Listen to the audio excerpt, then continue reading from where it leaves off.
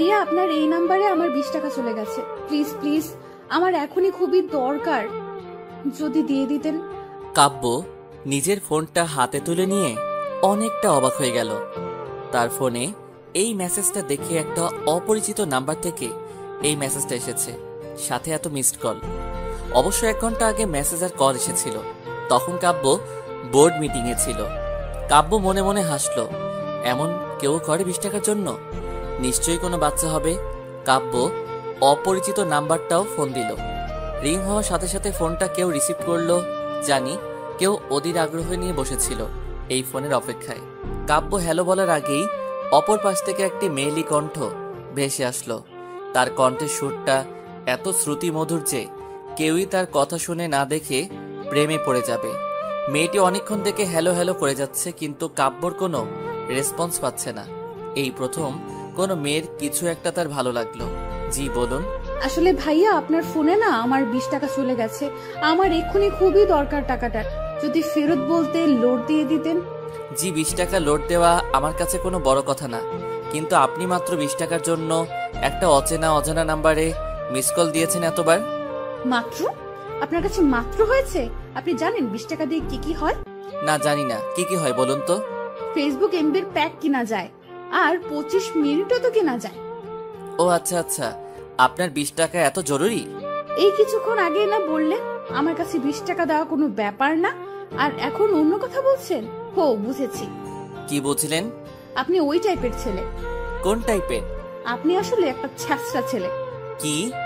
আপনি আমায় কি বললেন? শোনেননি? আমি আপনাকে ছ্যাঁচড়া বলেছি, ছ্যাঁচড়া। এই মেয়ে, আপনি বাড়াবাড়ি করছেন এবার। আই ছেলে, আপনি বাড়াবাড়ি দেখলেন কি? আমি যদি আমার 20 টাকা না পাই? কি করবেন আপনি? কেস করবেন? হাইকোর্টে আপিল করবেন? করবেন কি? এত কিছুই কখন করতে চাইলাম শুনি? তো কি করবেন? আমি যদি আমার 20 টাকা না পাই তো? কি তো করছেন? জান, আমি আপনার 20 টাকা দিব না। কি করবেন করুন। আমি আপনাকে অভিশাপ দিব। হোয়াট? কি দিবেন? আরে মশাই, অভিশাপ দেব। ওহো, আমি তো ভয় পেয়ে গেলাম। আপনি মজা করছেন তো?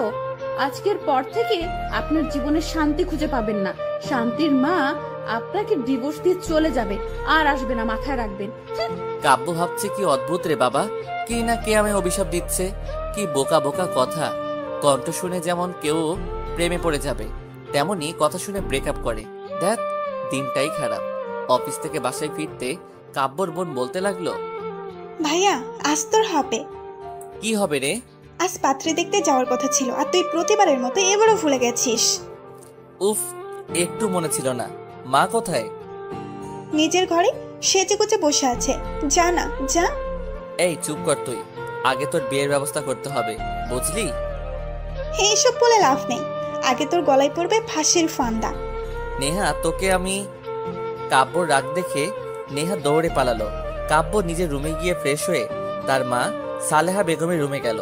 সালেহা বেগম মাথায় হাত দিয়ে ইজি চেয়ারে বসে আছে। সালেহা বেগমকে এমন দেখে কাব্য ভাবছে, হইছে, কাব্য আজ তোর 12টা বাজবেই। মা আসবো?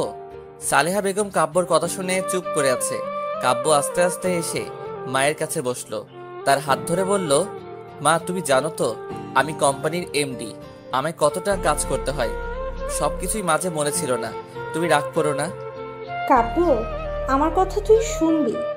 আমি কি তোমার কথা শুনি না মা? আজ যে মেয়েটাকে দেখতে যাব, তুই তাকে আমার ঘরের বউ করে নিয়ে আসবি? আমি তো দেখিনি না দেখে। থাম, এর মানে আমার মতামতের কোনো গুরুত্ব নেই তোর কাছে? হ্যাঁ, আমি ভুলে গিয়েছিলাম চৌধুরী গ্রুপের এমডি তুই অনেক বড় হয়ে গেছিস, তাই এখন আর তোর মা কথার গুরুত্ব তোর কাছে থাকবেই বা কেন? মা এমন না, ঠিক আছে মা, তুমি যদি বলো আমায় ওই মেয়েটাকে বিয়ে করব তো ঠিক আছে। ওই মেয়ে হবে কাব্য চৌধুরীর বউ, এই চৌধুরী বাড়ির পুত্রবধূ। সত্যি বলছিস তো? হ্যাঁ, এটা তোমার ছেলের ওয়াদা। সালে বেগম অনেক খুশি, তার ছেলে তাকে এত বড় একটা কথা দিয়েছে। কাব্যর মা মিস সালেহা বেগম কাব্যকে বারবার করে বলছে, এই নে, এটা মেয়ের নাম্বার। এই যুগের ছেলে মেয়ে তোরা একটু বিয়ের আগে কথাবার্তা বলে নিবি, তাই ভালো। মা যাচ্ছি তো দেখতে, তাতে হবে? আরে দেখা দেখি তো ফ্যামিলির মধ্যে হবে, তারপর ও তোর একটা আলাদাভাবে দেখার দরকার আছে না? না মা, আলাদাভাবে কি দেখার আছে? সালেহা বেগম কথা বলে যাচ্ছে আর কাব্য ড্রাইভ করছে আর তার মা সাথে কথা বলছে। আমি বুঝেছি তোকে বিয়ে করতে হবে না, আমার পছন্দ করা মেয়েকে তুই গাড়ি ঘোড়া। আবার কি হলো মা? তুই যেভাবে বলছিস তাতে মনে হয় আমি তোর উপর সব চাপিয়ে দিচ্ছি। আমি খারাপ না হতে চাই না। তুমি খারাপ মা, সেটাকে আমি বলেছি? আচ্ছা, ফোন নাম্বারটা নিয়ে ঝামেলা তাই তো? নেহা, মার ফোন থেকে নাম্বারটা আমার ফোনে দে তো। নেহা কাব্যর ফোনে নাম্বারটা মেসেজ করে দিয়ে দিল। সালেহা বেগমের দেওয়া সময় থেকে একটু লেটে এসে তারা পৌঁছালো। পাত্রীর বাবা নিত্যন্ত শান্ত প্রকৃতির মানুষ দেখা বোঝা যায়। অনেকটা নির্জীবী প্রকৃতির প্রয়োজন ব্যতীত কথা বলেন না। প্রয়োজনের কথা বলছেন। পাত্রীর মা অত্যন্ত সুন্দরভাষী মহিলা, অনেক গুছিয়ে সাজিয়ে কথা বলতে জানেন। যেখানে একটা কথা আমরা এমনই বলে দিব, সেই কথাটা তিনি সুন্দর গুছিয়ে বলবেন। পাত্রী এক ছোট ভাইও আছে শুনেছি, কিন্তু তার নাকি কোনো সেমিস্টারের পরীক্ষা, তাই সে এই মুহূর্তে এখানে উপস্থিত নেই। কাব্যর অনেক অসহ্য লাগছে। এতক্ষণ ধরে বসে আছে, এদের কথা বলা শেষ হচ্ছে না। এইসব কথা শুনতে কাব্যর আবার ভালো লাগে না। আচ্ছা কাব্য, তুই ছাদে যা আর মেয়ের সাথে কথাবার্তা বলে আয়। কিন্তু মা, এখানে বলতে হয়। কাব্যর কথায় সালেহা বেগম অগ্নি দৃষ্টি নিয়ে তাকালো। কাব্য কথা না বাড়িয়ে একটা পিচ্চির সাথে ছাদে চলে গেল। ছাদে আসার কাব্যর 5 মিনিট হয়েছে, তাতে তার মেজাজ গরম হতে শুরু করেছে। কি মেয়ে দেখতে এসেছে, টাইম সেন্সটুকু নেই। সে আর কি সংসার করবে? বিয়ের পর না জানি তার জীবনটা তেনা তেনা হয়ে যায়। কাব্য নিজে ফোনটা হাতে নিতেই কারো পায়ের শব্দ পেল। এর মানে মহারানী ভিক্টোরিয়া আসছেন। আসুক, তাতে আমার কি? কাব্য নেহার দেওয়া মেসেজটা দেখতে চুরির আওয়াজে ঘুরে তাকালো আর হাতের টার্চ লেগে নাম্বারটা কল চলে গেল। কাব্য অবাক হয়ে গেল। তখনই যে মেয়েটা তার সামনে দাঁড়িয়ে আছে তার ফোনটা টিং টং শব্দ করে বেজে উঠল। কাব্য মনে মনে অনেকটা বিরক্ত বোধ করলো। যদি এটা তার বাবার অফিসের মিটিং হতো, মেয়েটাকে ঘাট ধাক্কা দিয়ে বের করে দিত, কিন্তু অদ্ভুতভাবে সে তা করতে পারছে না। মেয়েটা একটু সরে গিয়ে ফোনটা রিসিভ করলো। কাব্য বিরক্তিকর দৃষ্টি নিয়ে তার দিক থেকে চোখ সরিয়ে নিয়ে নজর দিলে তার ফোনে আর সপ্তম আশ্চর্যের মতো হা করে তাকিয়ে দেখছে। একবার ফোনের দিকে আরেকবার মেয়েটার দিকে। মেয়েটা যে হ্যালো হ্যালো করে যাচ্ছে, অদ্ভুতভাবে তা ফোনের বাহির থেকেও শোনা যাচ্ছে। ভাগ্যকে তো ধন্যবাদ দেওয়া উচিত, এই মেয়েটাকে সামনে পেয়েছি। এবার দেখাচ্ছি মজা। কাব্য ফোনটা হাতে নিয়ে মেয়েটির ঠিক পেছন গিয়ে দাঁড়ালো আর এই যে miss. Hello hello hello hello করছি, শুনতে পাচ্ছেন না? কানে কি তুলা গুজে আছে? আমার কান পরিষ্কার আছে। মনে হচ্ছে কানের সমস্যাটা আপনার। কি আমার কানে সমস্যা? আপনি যদি ডাক্তার দেখান ঠিক বলে দিবে আপনি কত বড় ঠসা। ও আচ্ছা আচ্ছা, তারপর? তারপর কি? কি তারপর? আপনি আমার 20 টাকা দিবেন কিনা বলুন। একটু পিছনে ঘুরুন না। কেন, পিছুই ঘুরলেই কি আমি আমার 20 টাকা পেয়ে যাব? আচ্ছা মেয়ে তো আপনি, 20 টাকার জন্য যদি বলি ছাদ থেকে নিচে লাফিয়ে পড়ুন, তাই করবেন বুঝি? আমি কখন বললাম তাই করব? এক মিনিট। আপনার কথা না অনেক কাছ থেকে শোনা যাচ্ছে মনে হচ্ছে। কি মনে হচ্ছে বলুন বলুন। মনে হচ্ছে আপনি আমার খুব কাছে। হ্যাঁ, পিছে দাঁড়িয়ে কথা বলছেন। ও ও কি? ও ও এত যখন মনে হচ্ছে একটু পিছনেই ঘুরুন না।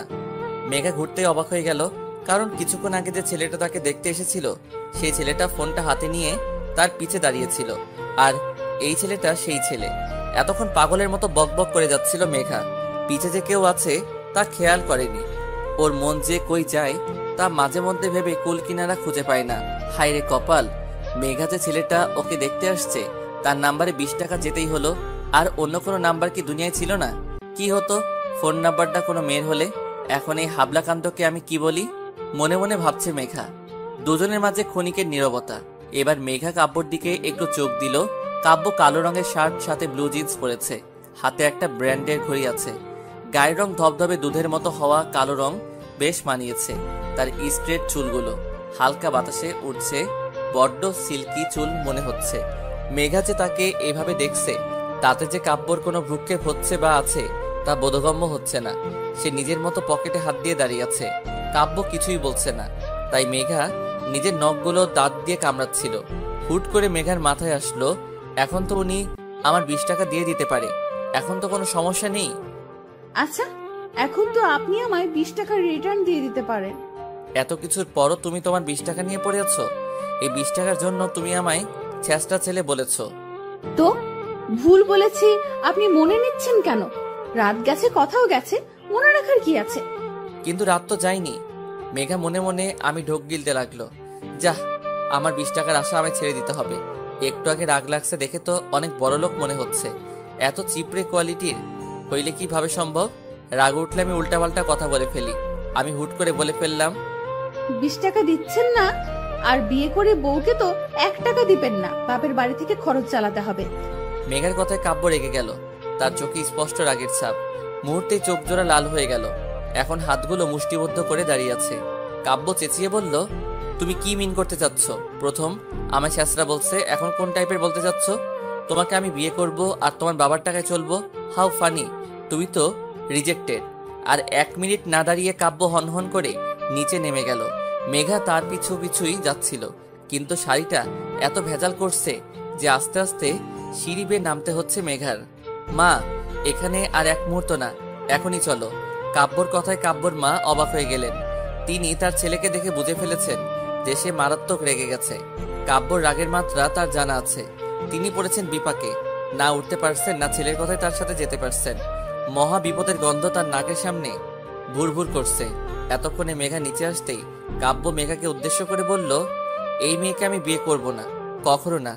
এই যে আন্টি, আপনি অনেক সুন্দর আর সুইট করে কথা বলতে পারেন, কিন্তু আপনার মেয়ে একটা অত্যন্ত অভদ্র অসভ্য মেয়ে। এই মেয়েকে আমি কেন কোনো ছেলেই বিয়ে করবে না।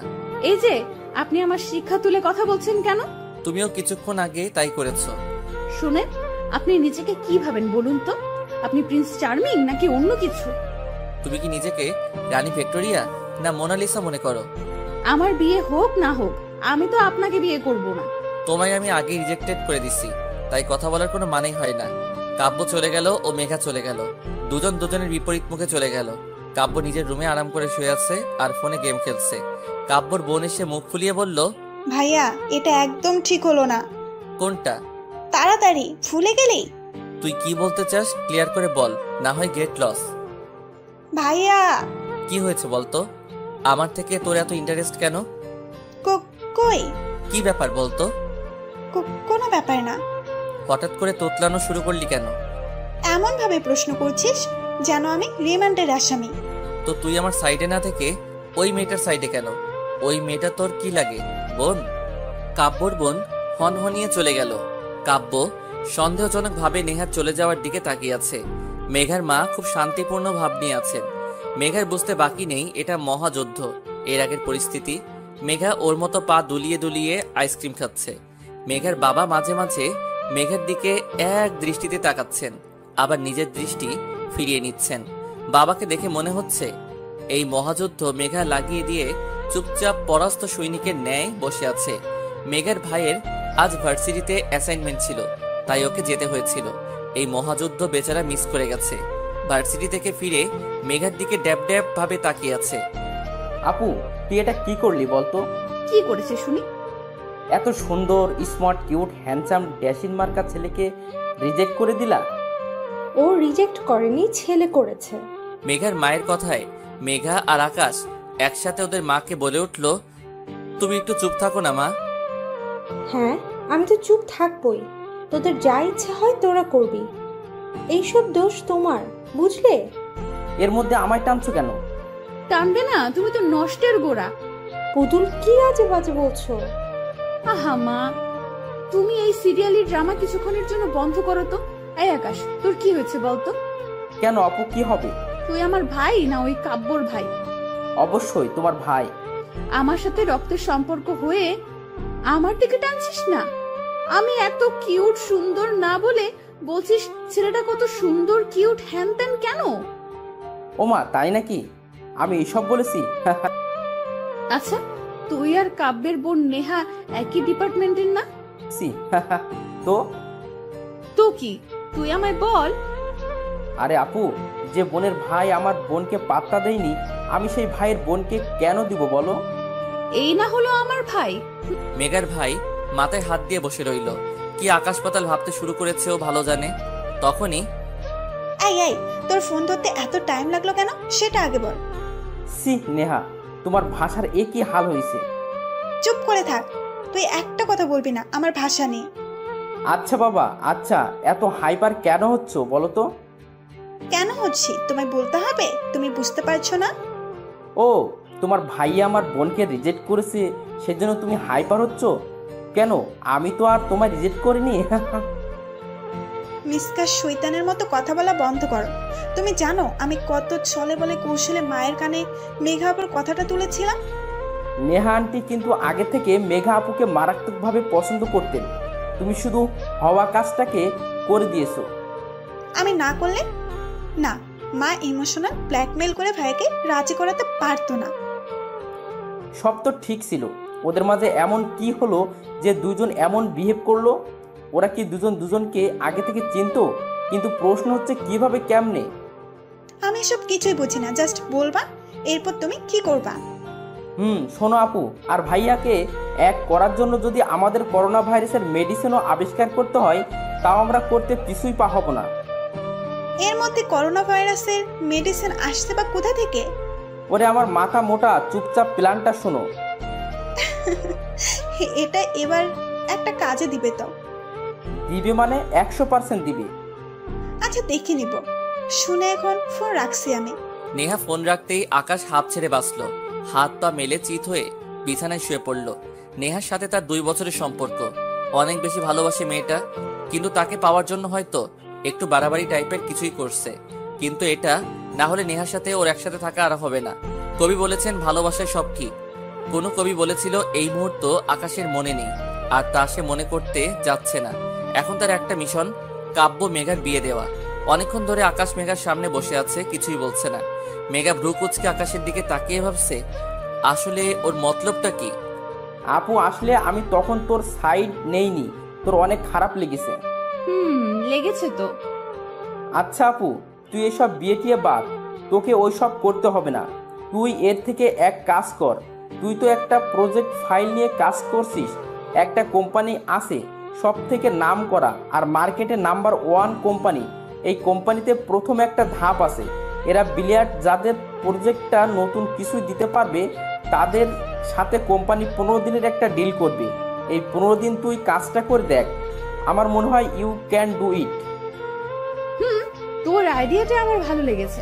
আর তাছাড়া এই প্রজেক্টটা নিয়ে অনেক বেশি মাথা ঘামিয়েছি, এমন একটা সুযোগ সত্যি হাতছাড়া করা যায় না। বাহ, আমি কি এমনি বলি, আমার আপু কোটিতে একটা। একটা কথা এখনো বুঝতে পারছি না, তুই এত এত এইসব বিষয়ে হুট করে আগ্রহ প্রকাশ করছিস। আপু, ক্রাইম পেট্রোল দেখো ভালো কথা, কিন্তু তা থেকে ভালো কিছু শেখো। অহেতুক নিষ্পাপ বাচ্চার উপর দোষ লাগাবি না বলে দিলাম। আচ্ছা, তোকে রাখতে হবে না, আমায় কাল অফিসের অ্যাড্রেসটা দিয়ে দিস। এখনই নিয়ে নে। এত তাড়াহুড়ো কেন করছিস বলতো? তোর ভাবসাব দেখে মনে হচ্ছে আমি আজই এই মুহূর্তে অফিস গেলে তুই 2-3 বার লুঙ্গি ড্যান্স দিবি। তুমি অফিস গেলে বেতন তো পাবা, সেটা তোমার বেশি লাভ হবে, তাই খুশি ধরছে না আর। বাহ ভাই, তুই তো দেখি শুধু ভবিষ্যৎ না, ভবিষ্যতের ভবিষ্যৎ ভেবে রেখেছিস। আচ্ছা যাও, তুমি আমায় সন্দেহ করছো, জানি আমি তোমায় কোনো না বিপদে ফেলবো। আচ্ছা আচ্ছা, আর মুখ ফুলাতে হবে না, আমি কাল কখন যাব সেটা বল। সকাল 10টার আগে গেলে হবে। আচ্ছা ঠিক আছে, এখন তুই ফোট এখান থেকে। আপু, উপকারী উপকার তো স্বীকার কর। তুই যাবি কি না? আকাশ উঠে চলে গেল, তার মুখে বিজয়ের হাসি। এবার শুধু সব ঠিকঠাক ভাবে হলেই বাঁচা যায়। আকাশটার মাথায় যে কি চলছে তা মেঘা কিছুতেই বুঝতে পারছে না। যাই হোক, মেঘা বেশি ভাবছে। ফোনের ডাটা অন ছিল, ক্রিং করে মেসেজ টোন বেজে উঠল। নিস্তব্ধতায় কেরা এই রাতে কোনো শব্দে হুট করে বুকের ভিতরটা কেঁপে উঠল মেঘার। কি নিষ্ঠুর ফোন রে বাবা, রাতের নীরবতাকে কিভাবে ক্ষত বিক্ষত করছে তার বিভৎসতায়। ফোনটা হাতে নিয়ে মেঘা দেখলো ওকে ইমোতে কেউ একটা মেসেজ দিয়েছে। তা সিন করতে দেখলো কাব্য চৌধুরী মেঘাকে মেসেজ দিয়েছে। What a name! মেজাজটা 4 গুণ খারাপ হয়ে যাচ্ছে মেঘার। এই লোকটাকে ওর অনেক অসহ্য লাগছে। মাঝে মধ্যে ইচ্ছে হচ্ছে তাকে টুকরো টুকরো করে চিল শকুন দিয়ে খাওয়াই দেই। আপনার কি সমস্যা? আমার নাম কি হয় হোক, কোনো সমস্যা নেই, শুধু বেমানান রকম কিছুই ফেল হচ্ছে। আপনার ফিল আপনার বুক পকেটে ভরে রাখুন ওকে। তা না হয় রাখবো, কিন্তু কি বলতো, মেঘা নামটা কত কিউট, কিন্তু তোমায় তো নামটার সাথে খাপ খাওয়াতে পারছি না। আফসোস। আপনাকে কেউ বলেছে খাপ খাওয়াতে? আর আপনি কি বলতে চান? আমার নাম কিউট? আমি কিউট না? বাহ, এতক্ষণে তুমি একটা সঠিক কথা বলেছো। আপনি কিন্তু বেশি বাড়াবাড়ি করছেন। আপনাকে আমি অনেক অনেক অভিশাপ দিবা? হ্যাঁ, পারলে তাই দিব। শুনুন, হ্যাঁ শোনাও। আপনার না বিয়ে হবে না, হলেও বিয়ে করা বউ টিকবে না, টিকলেও আপনার বাচ্চা কাচ্চা হবে না, আর হলেও সে মানুষ হবে না, আপনার মতো শয়তানের হাড্ডি হবে। Wow, so cute. মানে? এত কিউট কিউট অভিশাপ দিতে থাকো, ঠিক আছে? আপনি আমার সাথে মজা করছেন? আজকের জন্য এতটুকু এন্টারটেইনমেন্ট যথেষ্ট, বেশি হলে আবার হজম হবে না। ভালো থাকো, বাই। নিতে পারছে না মেঘা, ফোনের ডাটাটা অফ করে ফোনটা রেখে দিল। আর ভাবতে থাকলো, শয়তান বেটা, আমায় এইভাবে বললি তো তোর জীবন তেজপাতা হয়ে যাবে। এমন মেয়ের পাল্লায় পড়বি না যে নিজের জীবনটা শেষ হয়ে যাবে। সকাল 10টা। মা, 10টা বেজে গেছে। তোমার জন্য আমার লেট হচ্ছে।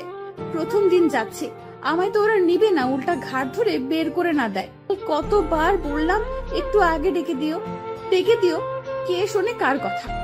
এই, মেজাজটা কম করতে শিখতো। তাড়াহুড়ো করিস না, সাবধানে যা। এই আপু, তোকে বলেছিলাম 10টায় পৌঁছতে হবে, আর তুই 10টায় বের হচ্ছিস। শোনো, আমার উঠতে লেট হয়েছে, এতে আমি কি করব? মা তো আমাদের দেরি করে ডাক দিয়েছে। আচ্ছা, বাসায় এসে কথা বলিস, এখন দৌড় লাগাতো। শোনো আকাশ, আমি ম্যারাথনের দৌড় রেসার না যে দৌড় লাগাবো। আপু, এই কচ্ছপি কন্ডিশন দেখলে তো তোকে রিজেক্ট করে দিবে বল। আই খবরদার, এই রিজেকশন করার কথা আমার সামনে বলবি না।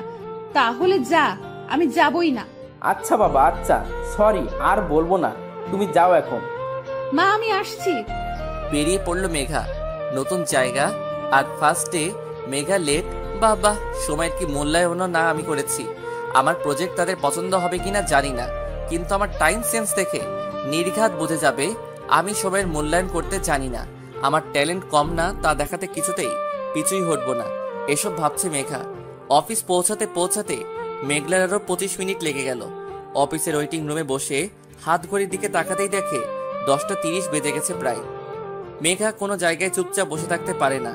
অফিসের পিয়নটা সে কখন বসিয়ে রেখে চলে গেছে।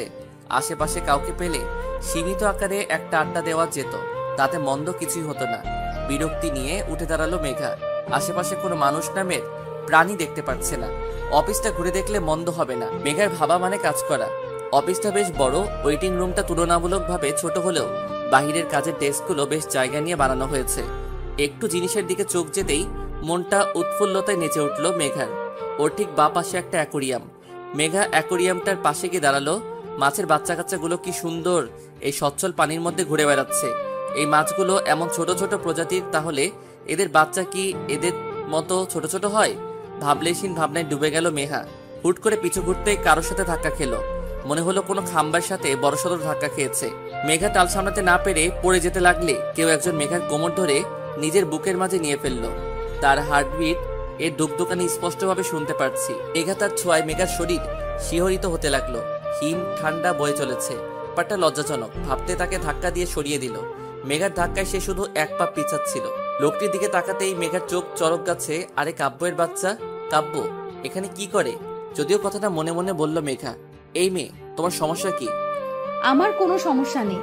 আপনি আমায় টাচ করলেন কেন? তোমায় টাচ করার কোনো ইচ্ছা আমার নেই। তুমি পড়ে যাচ্ছিলে, আমি শুধু তোমায় বাঁচিয়েছিলাম।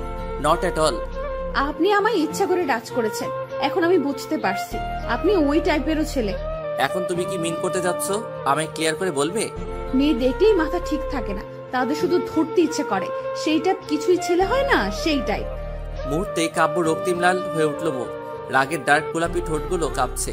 চিল্লাই বলল, তোমার সাহস কি করে হলো আমায় এসব বলতে? তুমি নিজেকে কিভাবে আয়নায় নিজেকে দেখেছো? তোমার থেকে 2 গুণ ফর্সা আমি, আর আমি অপমান করতে আসছো? এই টাইপ ওই টাইপ, আমার তো মনে হয় তুমি নিজে ওই টাইপ ছেলেদের উপর ঢলে ঢলে পড়ছো। এবার মেঘার মেজাজ 10 গুণ খারাপ হয়ে গেল। কি বলে এই বেটা? আমার রং নিয়ে অপমান? ভেড়াটার দিকে এক নজর তাকিয়ে দেখলাম সাদা শার্ট পরেছে, সাথে ব্ল্যাক জিন্স, গলায় টাইটা বেশি মানিয়েছে, সাথের হাতাটা ফোল্ড করে রাখা, হাতের ব্যান্ডের ঘড়ি। এই ছেলেকে দেখে মনে হয় এই সাধারণ ইমপ্রলাই হবে। আর ছেলেদের দিকে আর চোখে তাকালাম, তারা এই সেম পোশাকে আছে। এবার আমার মাথায় শয়তানি আইডিয়াগুলো এসে ভিড় জমালো। আমি ভেবে নিলাম এই কাব্য নামের সাদা ভেড়াটার কি হলো, তাই না আমি করবো এবার। এই মেয়ে, তুমি কি ভাবছো আর তুমি এখানে কি করছো? আমায় ফলো করছো তুমি? আপনি একজন সিম্পল এমপ্লয়ির মতো থাকুন, বেশি কথা বলতে আসবেন না। আমি সাধারণ এমপ্লয়ি। মানে তুমি? দেখুন, এই কোম্পানির বস মিস্টার আয়ান মাহমুদের একমাত্র হবু বউ আমি, মেঘা রহমান।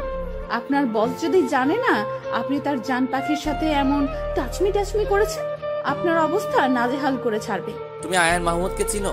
আর কাল তো তোমায় আমি দেখতে এসেছিলাম। একদিনের মধ্যে কিভাবে কি হলো?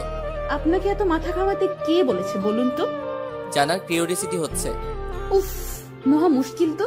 শুনুন, আমার আর আয়ানের 4 বছরের প্রেমময় সম্পর্ক। 4 বছর? কিন্তু আয়ান মাহমুদ তো 4 বছর বিদেশে ছিলেন তোমার সাথে, কেমনি কি? এত প্রশ্ন করছেন কেন? যদি শুনতে না চান তো চুপ করে থাকুন, হয়তো প্রশ্ন করে আমায় জ্বালাবেন না। ওকে ওকে, শুধু এটা বলো, এত বড় কোম্পানির এমডি হয়েও তোমার বিয়ে কেন করছে না আমার সাথে? কেন তোমার ফ্যামিলি দিতে রাজি না? যা, মহা ঝামেলাপূর্ণ প্রশ্ন করে বসেছে। এর উত্তর একটা টাইট সাইড কিছুই দিতে হবে, না হয় বিনা কারণে ফেসে যাবে। আর অহেতুক নিজেকে আয়ান মাহমুদের হবু বউ বলায় জেলে যেতে পারি। এই ছোট বয়সে জেলে যাওয়া যাবে না। কি বলি ভাবছে মেঘা। আসলে সমস্যাটা কি হচ্ছে আয়ানের? কি আয়ানের? আয়ান মাল খায়। কি? সরি, মানে আয়ান ড্রিঙ্ক করে। সরি, এটা বাবার খুব অপছন্দনীয় বিষয়। আসলে বড়লোক বাবার একমাত্র ছেলে একটু একটু তো খাবে, এতে অপছন্দের কি আছে? আমার তো ড্রিঙ্কস করা ছেলে স্বামী হিসেবে বেশ পছন্দ। কাব্যর চোখের দিকে তাকাতেই মেঘা চুপ হয়ে গেল। তার চোখে মুখে স্পষ্ট রাগের ছাপ। সে রাগে ফুসফুস করছে, তা ভালো বোঝা যাচ্ছে। মেঘা তো আয়নের কথা বলছে, তাহলে কাব্য কেন রাগে জ্বলছে? ও বুঝেছি, জেলাস ফিল করছে। How cheap. কাব্য দেখে এবার ভয় হওয়াটাই স্বাভাবিক। রাগে চোখটি লাল হয়ে উঠেছে, ডার্ক গোলাপি ঠোঁটগুলো কামড়ে ধরে আছে। একপাশে শার্টের হাতের ফোলটা অগোছালো হয়ে উঠেছে। সেদিকে ব্রুকেপ না দিয়ে কাব্য 1 পা 2 পা করে মেঘার দিকে এগিয়ে যেতে লাগলো। অদ্ভুতভাবে মেঘার ভয় লাগছে। কাব্যকে সে ভয়ে কুকিয়েছে। কাব্য এগিয়ে আসছে আর মেঘা মাথা নিচু করে পিছিয়ে যাচ্ছে। মেঘার পিঠ ঠেকে গেল দেয়ালে। এই পাশ ওই পাশ তাকাতে কাব্য ঠিক ওর সামনে এসে দাঁড়ালো। কাব্য এক হাত পকেটে রেখে অন্য হাত দেয়ালে রেখে বাঁকা হয়ে মেঘার দিকে ঝুঁকে দাঁড়ালো। অনেক কাছে থাকা সত্ত্বেও কাব্য মেঘাকে টাচ করেনি, আর তার খুব কাছে শুধু দাঁড়িয়ে আছে। মেঘার ভয় যায় অবস্থা। দৌড়ে পালানোর সুযোগ পেলে হয়তো ম্যারাথন রেসারকেও হার মানাবে। মিস মেঘা। জি। তুমি কি বলছিলে জানো? কই কি বলেছি? কিছুই বলিনি তো। কিছুই বলনি মেঘা? কাব্যর মেঘার ফেসটা দেখতে অনেক ভালো লাগছে। ভয়ের চাপ স্পষ্ট। ভয়ে বাচ্চাদের মতো চোখ বন্ধ করে আছে। কাব্য মেঘার থেকে সরে এসে বলল, তুমি কি বললা মেঘ? আমি কই? তুমি কি বললা মেঘা?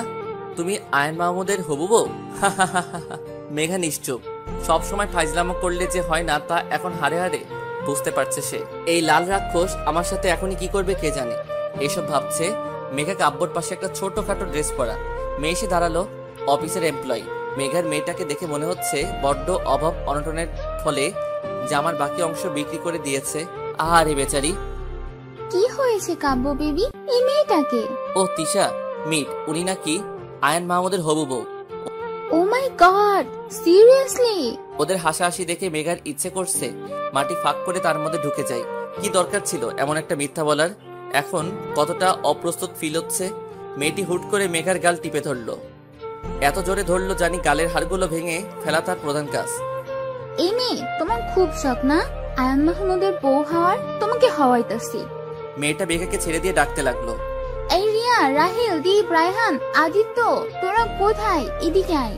মেয়েটার ডাকে সবাই এখানে জড়ো হয়ে গেল। মেঘা এখনো বুঝতে পারছে না এই আয়ন মাহমুদটাকে। রোগা হ্যাংলা পাতলা একটা ছেলে বলে উঠলো, আরে রায়হান, দেখে এই মেয়েটা নাকি আয়ান মাহমুদের বউ। কিছুক্ষণ আগে তো শুধু 2 জন হাসছিল, এখন এরা সবাই মিলে হাসছে।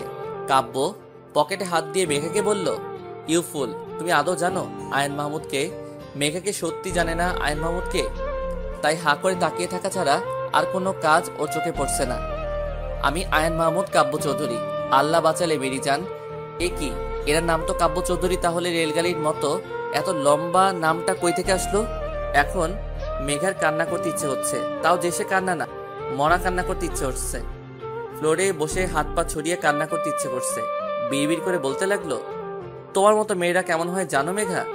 প্রথমে বড়লোকের ছেলে দেখো, তাকে নিজের বোকা স্বভাব আর সৌন্দর্য জালে ফাঁসিয়ে ফুসলিয়ে বিয়ে করে নাও, এই তোমার কোয়ালিটি।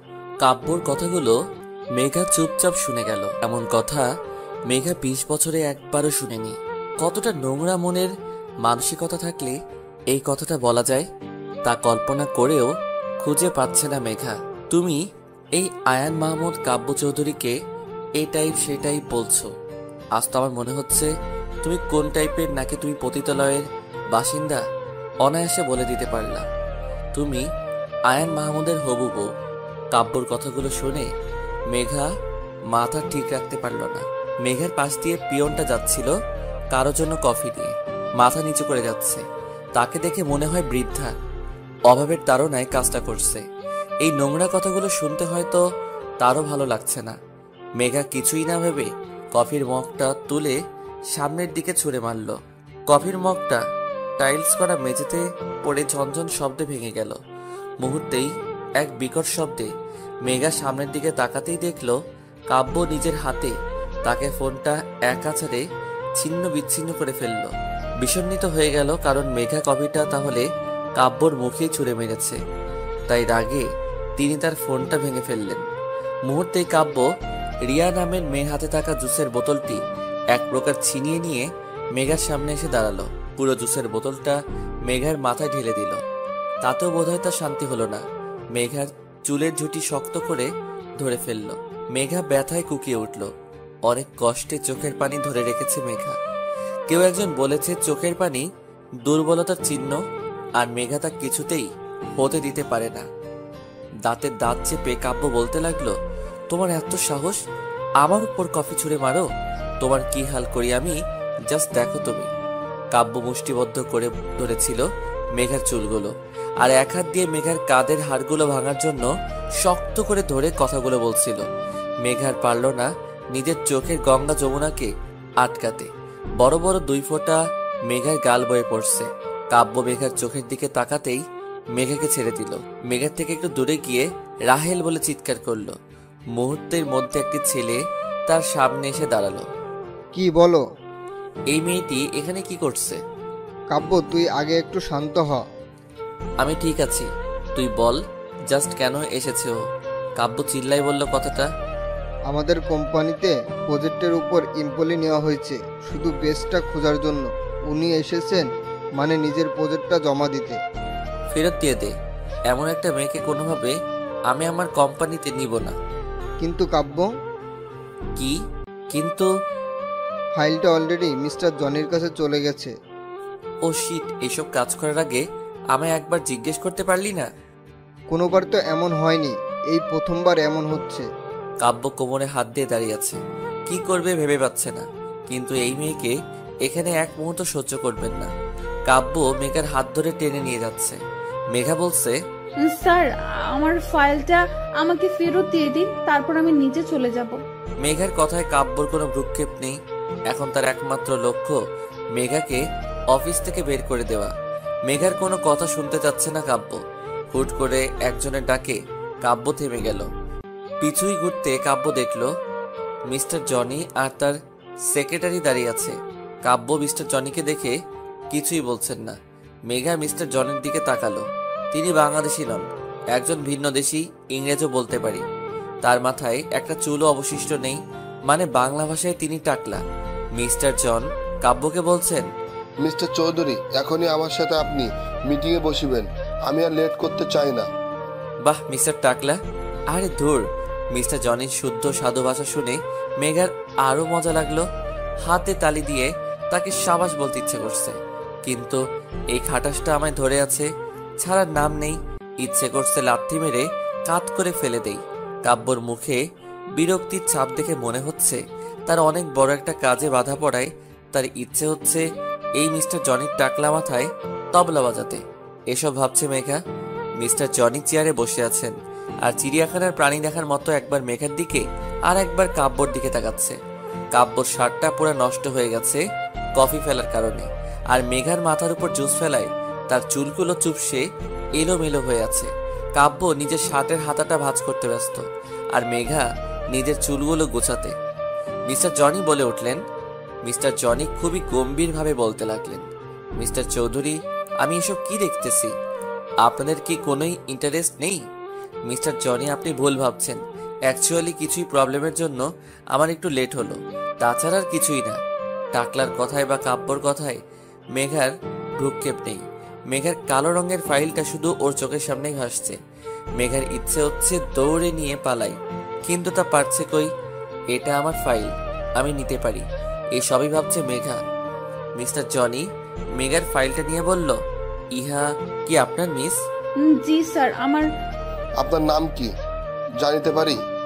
জি আমার নাম মেঘা রহমান। আপনি এই প্রজেক্টটা পাইবার যোগ্যতা সম্পূর্ণ একজন।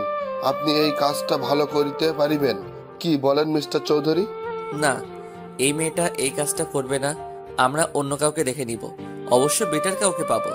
স্যার, যদি আপনি আমার সাথে আপনার পার্সোনাল প্রবলেমটা ভুলে আমার ফাইলটা দেখে আমার যোগ্যতা নির্ণয় করেন তাহলে ভালো হবে। মেঘার প্রথমবার ভালো কিছুই বলে কাব্যর বোধ হলো। ফাইলটা নিয়ে চোখ বোলাতে লাগলো। কাব্য হতবাক। এই মেয়ে এই সুন্দর ডিসক্রিপশন দিয়ে প্রজেক্টটা বানিয়েছে। এই মেয়ের মাথায় তো বুদ্ধি নেই, 1 নম্বরের ডাফার, কিন্তু ওর কাজের জন্য সত্যি এই জবটাও ডিজার্ভ করে। কাব্য চুপচাপ দাঁড়িয়ে আছে, ফাইলটা পড়ছে আর কপালে ভাঁজ হয়ে গেছে, নিচের ঠোঁটটা কামড়ে ধরে পড়ে চলেছে। কিছুক্ষণ পর কাব্য বলল, মিস মেঘা, আপনি এই কাজটার জন্য পারফেক্ট, আমাদের ফর্মালিটিগুলো দেখে সাইন করে নিন। মিস্টার জনি মেঘাকে উদ্দেশ্য করে বললেন, আপনি কি এইহা ভালো করে করিতে পারিবেন? জি স্যার, এটা আমার কাছে একটা ড্রিম জব। এই যে প্রজেক্টের মাধ্যমে আপনারা যে কল্পনা সিটিটা তৈরি করতে যাচ্ছেন না স্যার, অনেক মধ্যবিত্ত ফ্যামিলির স্বপ্ন কি হয় জানেন স্যার? তার সব পুঁজি দিয়ে একটা বাসা করা। আর যখন এমন মানুষ তাদের শেষ সম্বল নিয়ে ভরসার হাত খুঁজে, তাদের ভরসার হাতটুকু শুধু আমরা ধরতে পারি, এটাই আমার লক্ষ্য। আর আমার কাছে বিজনেস মানে আমি কতটুকু লাভবান হলাম শুধু তা বিবেচনা করা নয়, আমার জন্য সামনের মানুষের কতটুকু লাভ হলো তা বিবেচনা করাই আমার প্রধান আর প্রথম কাজ। মেঘা কথা বলার সময় কাব্য মুগ্ধ নয়নে তার দিকে তাকিয়েছিল। সে ভেবেছিল এই মেয়ের মাথায় গোবর ছাড়া কিছুই নেই, কিন্তু একটু একটু আইডিয়া আছে। মিস্টার জনি হ্যান্ডশেক করে চলে গেছেন, তাও 10 মিনিট হলো। মেঘা আর কাব্য দাঁড়িয়ে আছে, কিছুই বলছে না।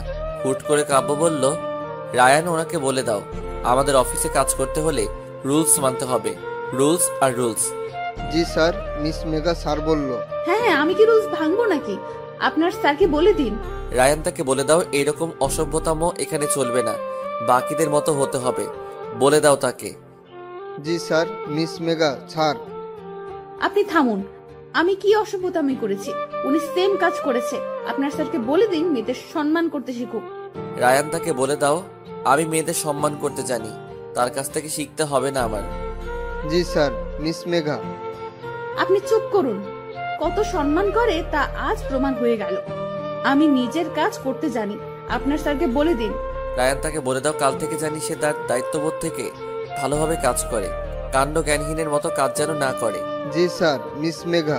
শাট আপ, আমি শুনতে পেয়েছি। কাল থেকে আমি আমার কাজ শুরু করব। অফিসের সামনে রোডে দাঁড়িয়েছিল রিক্সার জন্য। আজকাল রিক্সা পাওয়া অনেকটা কঠিন হয়ে উঠেছে, সহজে কিছুই পাওয়া যায় না বললেই চলে। হুট করে মেঘা দেখলো কাব্য গাড়ি নিয়ে বের হচ্ছে। মেঘাকে দেখে গেটের সামনে গাড়ি থামিয়ে নেমে পড়লো আর মেঘার সামনে এসে বলতে লাগলো, তোমায় আমার একদম অসহ্য লাগে, ইউনো। মিস্টার কাব্য, এই কথাটা বলার জন্য কি আপনি নেমে আসলেন? জি হ্যাঁ, কারণ অফিসে ঢুকলে আমরা জাস্ট কলিগ আর বসের ব্যবহার করব, কিন্তু বাহিরে তুমি আর আমি শত্রু, এটা ভুলে গেলে কিভাবে চলে? আচ্ছা, এত তাড়াতাড়ি আপনায় কিভাবে ভুলি? কাব্য কথা না বাড়িয়ে চোখে সানগ্লাস দিয়ে ঘুরে চলে যাচ্ছে। মেঘাও চলে গেল, কেউ কারো দিকে তাকালো না। আকাশ, সত্যি বললে তোর মাথায় স্কেল দিয়ে মারবো না, আমি তোকে প্রমিস করছি ভাই। আপু, তুমি অফিস থেকে ফিরে আমার সাথে এমন শুরু করলে কেন?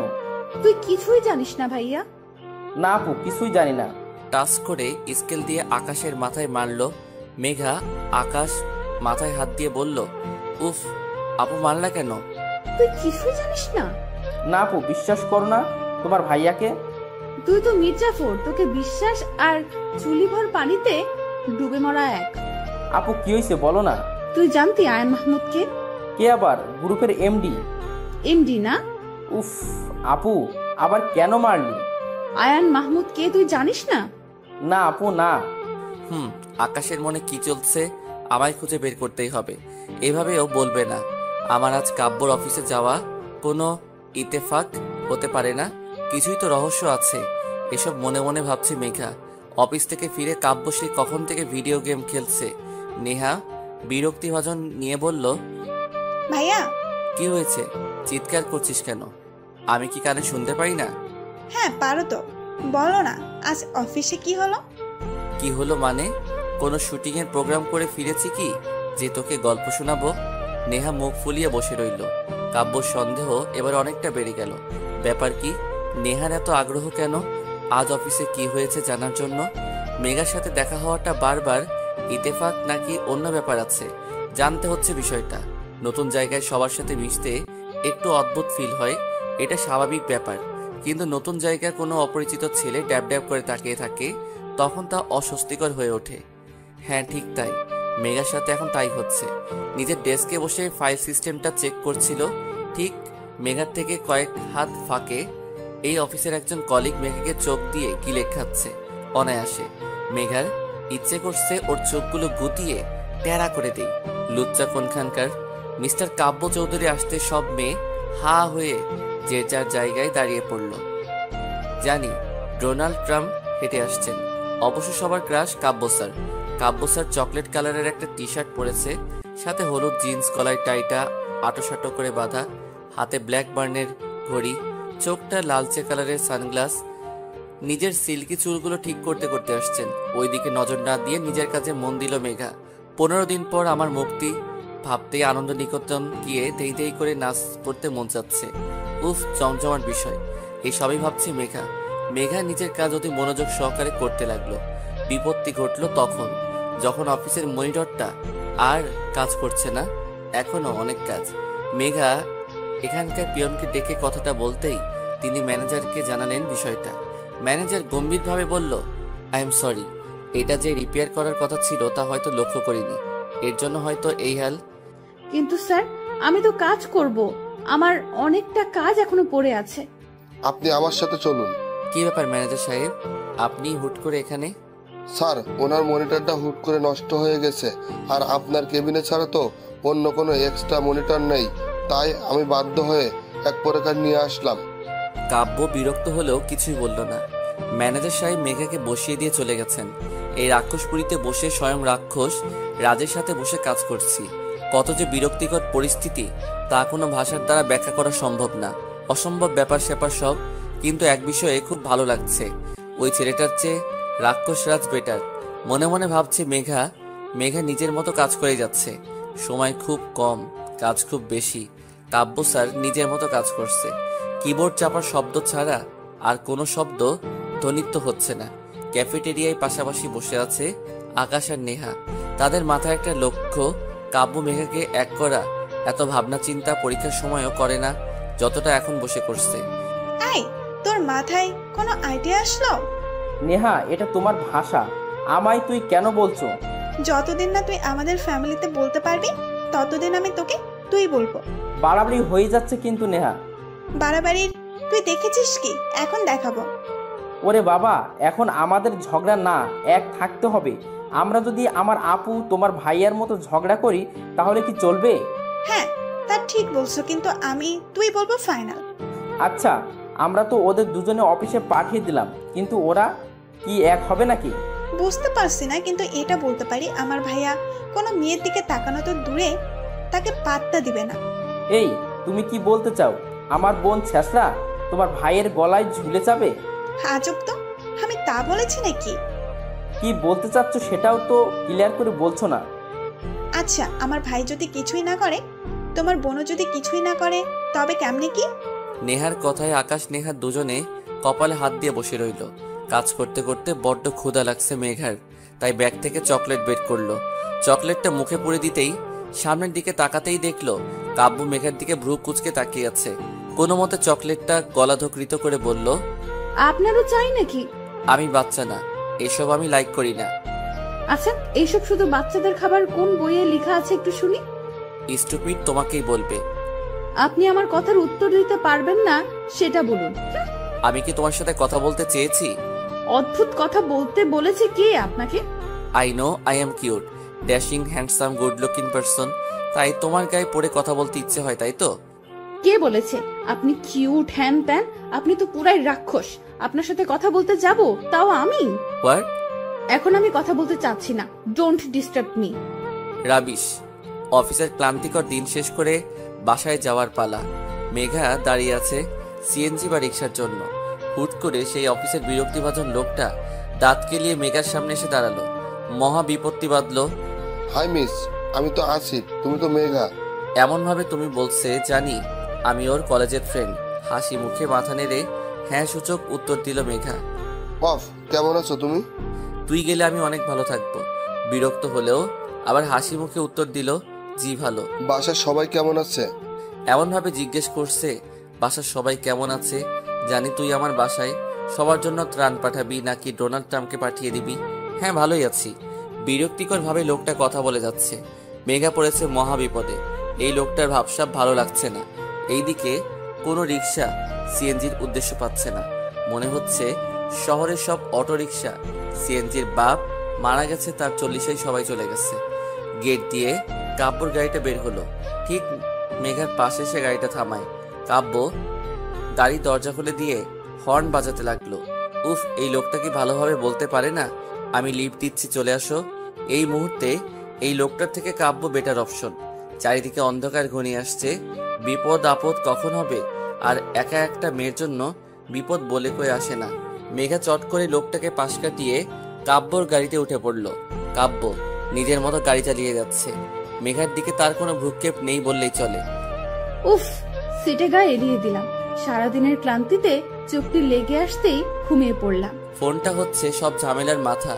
মেঘা ঘুমের রাজ্য রানী হয়ে ঘুরে বেড়াচ্ছিল, আর তখনই তাতে বাধা হয়ে উত্তেজিত হয়ে ডেকে চলেছে মেঘার ফোনটা। চোখ মেলে ফোনটাই তুলতে, এই আপু, তুই কই? কেন? বাসায় যাচ্ছি। রাত 7টা বেজে গেছে আর তুই কেবল বলছিস আমি বাসায় যাচ্ছি। আকাশের কথায় মেঘার মাথায় আকাশ ভেঙে পড়ল। ফোন রেখে চারপাশ তাকিয়ে দেখলো মেঘা ঘুমানোর আগে যেখানে ছিল সেখানে আছে, আর কাব্য ড্রাইভিং সিটে চুপচাপ বসে আছে। এইদিকে আকাশ মনে হয় ফোন থেকে পারলে বেরিয়ে আসবে। তুই ফোন রাখ, জ্যামে আটকে আছি, আসছি। স্যার, আমরা কোথায়? যেখানে ছিলাম সেখানে আছি। কিন্তু কেন? আমি কি তোমার ড্রাইভার যে তুমি ঘুমাবা আর আমি ড্রাইভ করব? স্যার, এটা আগে বলতে পারতেন। এটা ঘুমানোর আগে ভাবা উচিত ছিল। ওকে স্যার, আমি ঘুমাবো না। প্লিজ এখন গাড়িটা স্টার্ট করেন। কাব্য হালকা হেসে গাড়ি চালাতে লাগলো। তখনই, মেঘা, আমি তোকে আগেই বলেছিলাম রাতে করে তুই বাইরে থাকবি না। কে শুনে আমার কথা? এ বাড়িতে চলে আমার কথা? মা আসলে। মেঘাকে থামিয়ে দিয়ে মা আবার বলতে লাগলো, দেখ মেঘা, তোর কাজ করার কোনো দরকার নেই। তুই স্ট্রেস কেন নিচ্ছিস? মা, আমার কিছুই হবে না। সারা জীবন কি এইভাবে বসে থাকলে চলবে আমার? মেঘা, যদি এরপর থেকে কোনোদিন তোর রাতে ফিরতে লেট হয় তো তোর কাজ বন্ধ, এটা মাথায় রাখিস। 15 দিনের জন্য হলেও কাজটা আমায় করতে হবে মা। আমি কিছুই জানি না মেঘা। মেঘার মার ভাঙা রেকর্ড শুরু হয়ে গেছে। নন স্টপ চলতে থাকবে। এখন রাতে মেঘার বাবা আসবে, তার সামনে স্টার জলসা সিরিয়াল হবে। উফ, এর বদলে ডিনার শেষ করে ঘুমিয়ে নেই। মেঘা অফিসে মেঘার কাজের আজ 4র্থ দিন। প্রতিটা দিন মেঘাকে এখন কাব্যর কেবিনে বসে কাজ করতে হয়। কাব্যর সাথে মেঘার কাজ বিষয় ছাড়া কোনো কথা হয় না। যদি বা হয় তার শেষ পরিণতি সেই কথা না বলাই হয়। মেঘা সেই দিকে বিশেষ ভ্রুক্ষেপ নেই। এই কাজটা শেষ হলে মেঘা হাঁপ ছেড়ে বাঁচে। মেঘা 1 কাপ কফি নিয়ে কাব্যর কেবিনে আসতে ধাক্কা লেগে কফিগুলো কাব্যর গায়ে পড়ে গেল। জিহ্বায় কামড় দিয়ে মেঘা বলল, সরি স্যার, সরি। এই তুমি কি চোখ আকাশে তুলে চলাফেরা করো? এখন আমি কিভাবে যাব মিটিংয়ে? স্যার, সিম্পল বাসায় গিয়ে চেঞ্জ করে তারপর যাবেন। চুপ করো। আমি এত চেষ্টা করি তোমার থেকে দূরে থাকার, সেই। দেখুন স্যার, আমি ইচ্ছে করে আপনার সামনে আসিনি। ওহ, আমারই ভুল। আমি তোমার সামনে চলে এসেছি। এটাই হয়তো স্যার। তোমার কথা আমার জাস্ট অসহ্য লাগছে, জাস্ট অসহ্য। সহ্য করতে কে বলেছে? আই উইশ তোমার মুখটা জানি আমার আর না দেখতে হয়। এই শরত, আমি বের হব বলে কাব্য চলে গেল। আজ কাব্য নিজের কাজের জন্য অফিসের বাহিরে গেছে। উফ, পুরা ক্যাবিন মেঘার ভাবতে লুঙ্গি ড্যান্স করতে ইচ্ছে হচ্ছে ওর। কিন্তু তার বলা কঠিন থেকে কঠিনময় কথা শোনার পর মনটা প্রচন্ড খারাপ হয়ে গেছে মেঘার। বাহিরের আকাশটা কালো হয়ে আসছে। ধীরে ধীরে মনে হয় ঝড় উঠবে। এই কয়েকদিন মেঘাকে কাব্য ড্রাইভ করে বাসায় পৌঁছে দিয়েছে। বাট আজ কাব্য নাই, সেই দিনের মতো আজও সিএনজি রিক্সা কিছুই পাচ্ছে না। মেঘা আজ বের হতেই এক্সট্রা লেট হয়েছে। অন্ধকার গড়িয়ে আসছে, তারপর বৃষ্টি হবে বলে বোধ হচ্ছে। দূরের চায়ের দোকানে বসে আসিফ নামের ছেলেটি মেঘাকে লক্ষ্য করে যাচ্ছে। কেমন জানি ভয় হতে লাগলো মেঘার। মেঘা ফোনটা ব্যাগ থেকে বের করে হাঁটা শুরু করলো আর আকাশকে ফোন দিতে লাগলো। অদ্ভুত বিষয় কি জানেন, যখন আমাদের কারো প্রয়োজন হবে তখন তাকে পাবোই না, ফোনে তো আরও না। হয়তো তার ফোন বন্ধ আসবে, নয়তো ধরবে না। মেঘার সাথে তাই হচ্ছে। পিছু ফিরতেই মেঘা দেখলো আসিফ নামের ছেলেটি মেঘার পিছুই আসছে।